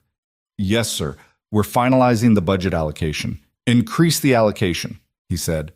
Across all 3 programs, I'll send you the figure. He paused. And the Coleman Foundation, the educational scholarship structure Zuri proposed. Move the timeline up. I want the first scholarship cohort identified before the end of the quarter. A pause on the line. Sir, the Coleman Foundation, is that name confirmed? Yes, he said. It's confirmed. He hung up. He looked at the audit report on his desk for another moment. Then he closed it and set it in the drawer and did not take it out again. So, Zuri was discharged from the hospital 11 days after the shooting. The shoulder would require 4 months of rehabilitation. The physical therapist had given her a protocol, and she had read it twice and asked 3 follow-up questions. And the therapist had looked at her with the particular expression of a healthcare professional who has encountered a patient who is going to be either very easy or very difficult to work with and has not yet determined which. Hana drove her home. It was a Tuesday, overcast, the city the color of old concrete in the November light. Zuri's apartment was on the 3rd floor of a building in Crown Heights, and the elevator was working, and Hana walked her in and made tea and sat with her for 2 hours without being asked to and without being told to leave, which was the specific quality of their friendship distilled to a single afternoon. Min-jae had sent someone to the apartment the day before to stock the kitchen and confirm the elevator was functioning and install a temporary security camera at the entrance, and Hana had found the camera when she arrived and called Zuri to tell her, and Zuri had looked at the ceiling of her hospital room and said, "Of course he did," in a tone that was not entirely exasperated. He called at 3 p.m. when he calculated Hana would still be there and Zuri would have someone to hand the phone to if the call went sideways. Zuri answered on the second ring. "You're home," he said. "I'm home." "The kitchen is fully stocked?" "Yes." including a particular brand of ginger tea that you apparently learned I drink from a note in my own personal notebook, which is a level of research I find thorough. I was going to say unsettling, a pause that was not quite a pause. Thank you. The physical therapy schedule, I have it. The therapist Cho identified is, I have my own therapist, she said. She's excellent, and I've already contacted her. A pause. The security camera at the entrance is temporary, he said, until the Quan network connections are fully confirmed and active. After that, your call. She was quiet for a moment. And the Torres recommendation. Cho met with her yesterday, Min-jae said. She's conducting an initial assessment next week. She'll have preliminary findings within 30 days. A pause. She's good. You were right. I usually am, Zuri said. And then before he could respond to that, how's the redocumentation review? Complete. His cooperation was thorough. Cho's legal team is working with the material. Young. The financial recovery process has begun. His son's company is not implicated and will not be. He stopped. That was the right call. I know, she said, not smugly, just confirming that the value had been correctly identified. The Coleman Foundation, he said, first scholarship cohort is being identified. 6 students, university level, fields open. The selection committee is being formed. He paused. I'd like your input on the selection criteria when you're ready. A longer silence this time. You named it, she said. Yes. I didn't ask you to do that. I know. She stopped. He could hear her breathing on the other end of the line, the particular quality of someone processing something they didn't expect. It's a lot. It is, he agreed. Min-jae. Yes. I haven't decided yet, she said, about coming back, about what that looks like. I know.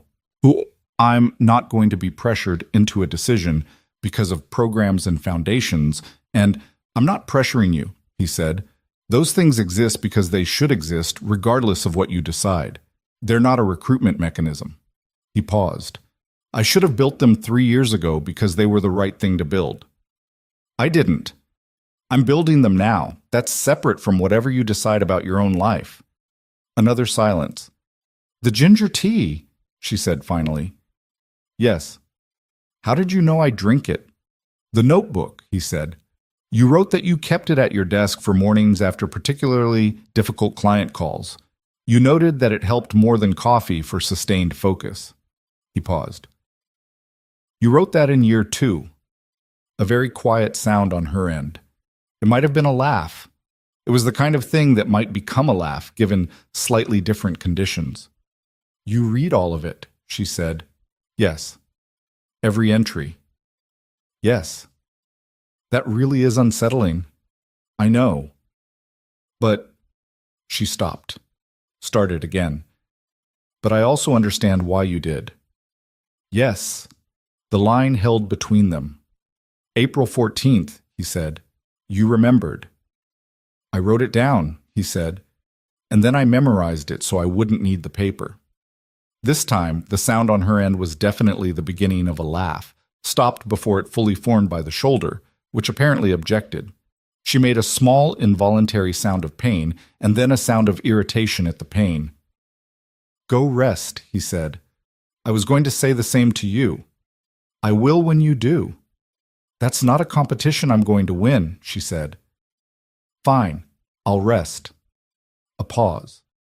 Call me on Thursday. Not about work, just call me on Thursday. He said he would. He hung up and sat in his office and looked at the city through the window, which was November gray and completely indifferent, and felt something in his chest that had been absent for a long time, which was the sense of being exactly where he was supposed to be. Not comfortable, not resolved, just located.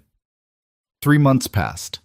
They passed the way months pass when you are rebuilding something from the inside, check.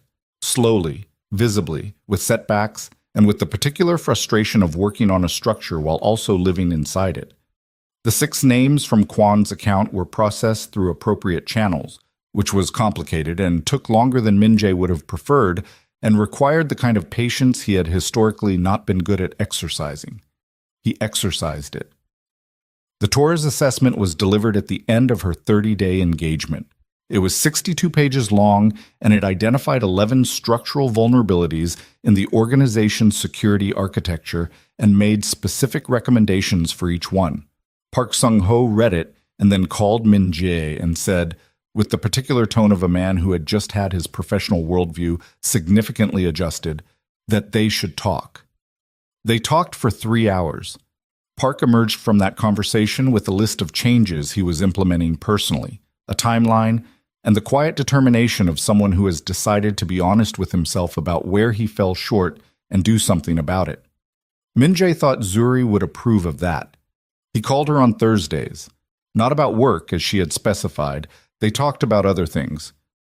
The novel she was reading, which was a reissue of a 1970s crime story she had opinions about. The rehabilitation schedule, which she found tedious and effective in equal measure. A documentary she had watched about the construction of the Brooklyn Bridge that she thought was the best thing she'd seen in years. He asked questions. He listened to the answers. He did not direct this conversation or manage it or use it for any purpose other than the stated one, which was to talk to her on Thursdays. It was a strange and new kind of thing for him, and he was not particularly good at it at the beginning, and he got less bad at it over time, which is the most that can be said for any skill you come too late. In January, the first Coleman Foundation Scholarship cohort was selected. 6 students, 3 in computer science, 1 in public health, 1 in architectural engineering, 1 in secondary education. The selection committee had developed criteria that emphasized demonstrated capability over conventional academic metrics, which had been Zuri's primary input when Min Jae had finally asked for it in December. She had given him 3 pages of notes on selection philosophy and criteria design. She had done this from her apartment in Crown Heights on a Tuesday afternoon when it was snowing outside and her shoulder was at roughly 70%, and she was wearing a sweater he had never seen before. He knew about the sweater because they had started doing the Thursday calls by video in December, which had been her suggestion, stated plainly, "I find phone calls slightly more work than they need to be. I'd rather see your face." He had agreed to this immediately and then spent 3 minutes in his office understanding what that meant, which was that Zuri Coleman had requested to see his face on Thursdays, which was the kind of information that required processing. He processed it by showing up to the Thursday calls. She came back to the building in February, not to her old role. That had been understood between them through a series of conversations that built on each other slowly, over the Thursday calls, without being a formal negotiation and without being entirely informal either. She came back as something that didn't have a clean title, which both of them acknowledged, and which the organizational chart would eventually resolve. What it meant in practice, she had an office. Not the corner room on the 14th floor. A different office, on the same floor as Min Jae's own, with a window that faced south and a corkboard beside the desk where she put the photograph from Prospect Park. She was not 3 steps behind anyone. She walked into the building on a Wednesday morning in February, which was sunny in the specific brittle way of New York in winter, and she took the elevator to the executive floor and walked to her office and sat down at her desk and opened her laptop. Her shoulder was at 90%. The rehab was technically complete and practically ongoing, which she had explained to Min Jae as the difference between finishing a process and finishing the consequences of it. At 9 a.m., Min Jae knocked on her open door. She looked up. He was holding 2 cups of coffee, and he set one on her desk and did not say anything about it being there, and did not wait for thanks. "The Torres follow-up assessment," he said, sitting in the chair across from her. "She wants to do a 90-day review of the structural changes Park implemented. I'd like your input on the review parameters before I confirm the engagement." Zuri looked at the coffee cup. At him. "Send me the engagement letter. I'll have notes by end of day." "Good." He stayed in the chair for a moment. "The foundation. The spring scholarship ceremony is in April." "I know. I'd like you to be present." She looked at him. "It's my foundation." "I know. I meant I'd like you to speak. At the ceremony." He paused. They should know whose idea it was. She looked out the south-facing window. The city below moved through its February morning, indifferent as always, everybody going somewhere. "I'll think about it," she said. "That's fine." He stood. He was almost to the door when she spoke. "Min Jae?" He stopped. "The ginger tea," she said. "Did you actually stock my kitchen, Or did you tell Cho to do it? He turned back. She was looking at him with the evaluating look, but there was something underneath the evaluation that was warmer than the evaluation. I told Cho to do it, he said, but I specified the brand myself. She looked at him for a moment. Then she looked back at her laptop. Close my door on your way out, she said. I have notes to write. He pulled the door closed behind him. In the hallway outside her office, he stood for a moment. The building moved around him. Voices, phones, the elevator arriving and departing. And he let it move. He did not have somewhere urgent to be for the first time in a very long time. Or rather, he had the same urgent somewhere to be that he always had, but he had stopped letting the urgency eat everything outside it. He went to his office and opened the Torres engagement letter and read it, and at the bottom he wrote a note. Zuri Coleman, to review parameters. Incorporate her input before confirming. He sent it to Cho with that note attached. Then he opened his calendar and looked at Thursday. He had blocked it 3 months ago. He blocked it every week now.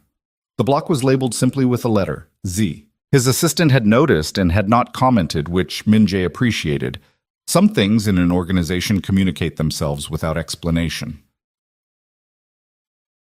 The Coleman Foundation Spring Scholarship Ceremony was held on a Saturday in April at a rented event space in Midtown. 40 people. The 6 scholarship recipients and their families. Members of the selection committee. Several organizational staff members who had been involved in the foundation's construction. Hana Lim, who sat in the second row and cried twice without appearing to notice she was doing it. Min-jae sat in the back. He sat there deliberately. Not because he was hiding, he had been introduced at the start, his role in funding the foundation acknowledged. He sat there because it was not his event. It was hers. And the correct place for him in something that was hers was not at the front. Zuri spoke for 12 minutes. She spoke about what it meant to have your work seen. Not celebrated, just seen. The particular sustenance of existing in a context where your contributions were visible to the people around you. She talked about the 6 students in the room not as recipients of charity, but as people who had built something real with their own effort and were being given the conditions to continue building. She talked about what it cost a person to keep going in the absence of those conditions, and what it meant when those conditions finally arrived. She did not talk about herself. She did not reference the gala or the shooting or what had brought the foundation into existence. She had told Min-jae when he had asked about her speech, the students should be the subject, not the origin story. He had understood. He watched her at the front of the room, in a deep green dress he had not seen before. Her shoulder carrying the last visible remnant of the injury, in the way she held her left arm slightly closer to her body than her right, her voice clear and unhurried. And he thought about the photograph on the corkboard, the one from Prospect Park, the woman laughing with her whole face. He thought that he was going to see that face again, not at a podium, on a Thursday, on a regular Tuesday morning when there was nothing urgent, in the slow accumulation of ordinary time. He was going to do the work to deserve that. After the ceremony, in the lobby, the 6 students and their families moved through the space, and Zuri moved with them, talking to each one. Not formally. The way she talked to everyone, direct, present, asking specific questions, and listening to the specific answers. Min-jae stayed by the wall. He watched the room. Hana appeared beside him. She was holding a glass of water, and she looked at Zuri across the room, and then at Min-jae. She's good at this, Hana said. She's good at everything, Min-jae said. Hana looked at him. The assessment she'd run on him in the hospital room in October.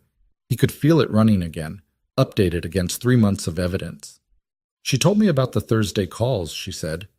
He said nothing. She said you ask questions, Hana said. She said you listen to the answers. I'm learning to, he said. Hana was quiet for a moment.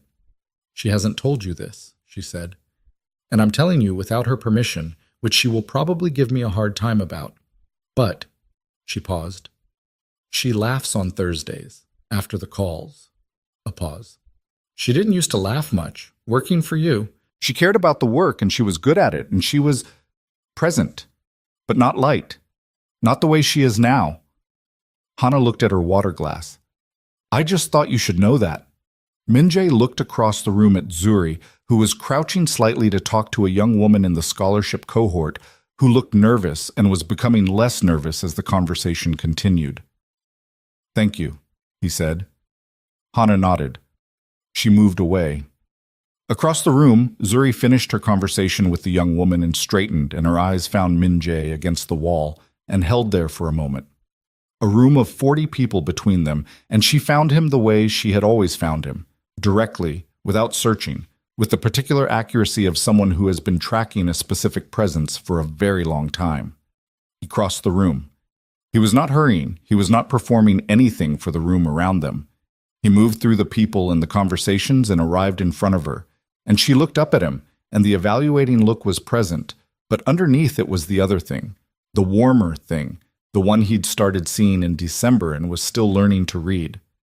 "The young woman you were talking to," he said. "Chen Wei," she said, "computer science.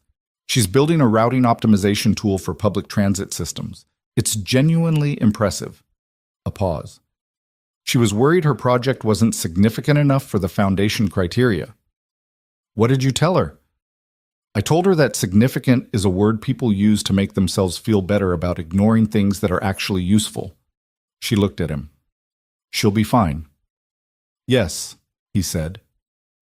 They stood in the middle of the room together, not 3 steps apart, side by side. "Your speech," he said. "What about it?" "It was—" He stopped, because the first word that came was the right word, and he was still slightly unaccustomed to using the right word without editing it first. "It was exactly right," he said. She looked at him with the evaluating look and the warm thing under it. "You're getting better at that," she said. "At what?" "Saying what you mean without the architecture around it." He thought about this. "Still working on it." "I know," she said. "So am I." The room moved around them, the scholarship recipients and their families, the afternoon light through the event space windows, the particular quality of an ordinary Saturday in April, unremarkable and specific and here. "April 14th, he said. She looked at him. "That's tomorrow." "I know." She studied his face, the evaluating look doing its work. "What did you do?" she said. "There's a reservation," he said. "If you want it. Small place, no scene, good food, tomorrow evening." He paused. "Not a business dinner, not a meeting, not a Thursday." He looked at her directly. "Just dinner." The warm thing under the evaluating look settled into something definite. "What time?" she said. 7, he said. "I'll pick you up at 6:30. She nodded. She looked at the room around them, the foundation, the students, the afternoon, the thing they had both built their way through to arrive here. "Minjae," she said. "Yes." "You're still learning," she said. "And so am I. Whatever this is—" She stopped. "I don't want it to be a story about what you became after I got shot. I want it to be a story about what we build after that, starting from here." She looked at him. "That's a different thing." "I know," he said. "We'll be bad at it sometimes." "Yes, and there'll be Tuesdays when it's hard and nothing is urgent, and that's when we'll find out what it actually is." "You said that in the hospital," he said. "The Tuesday test." "I meant it then," she said. "I mean it now." He looked at her, at the face that laughed with its whole self in a photograph pinned to a corkboard, at the shoulder that had healed and still remembered, at the eyes that evaluated everything and had, slowly and without being asked, and without any guarantee of return, begun to evaluate him differently. "Then we start from here," he said. She held his gaze for a moment longer. Then she turned back to the room, to the students and the families and the foundation that bore her name, and she moved back into it, and Minjae stood where she had left him and watched, and the afternoon light came through the windows the way April light does when it means business, warm and specific, and entirely without sentiment. He had run an empire for 15 years and controlled territory and managed power and understood leverage the way other men understood language, fluently, instinctively, without having to think about it.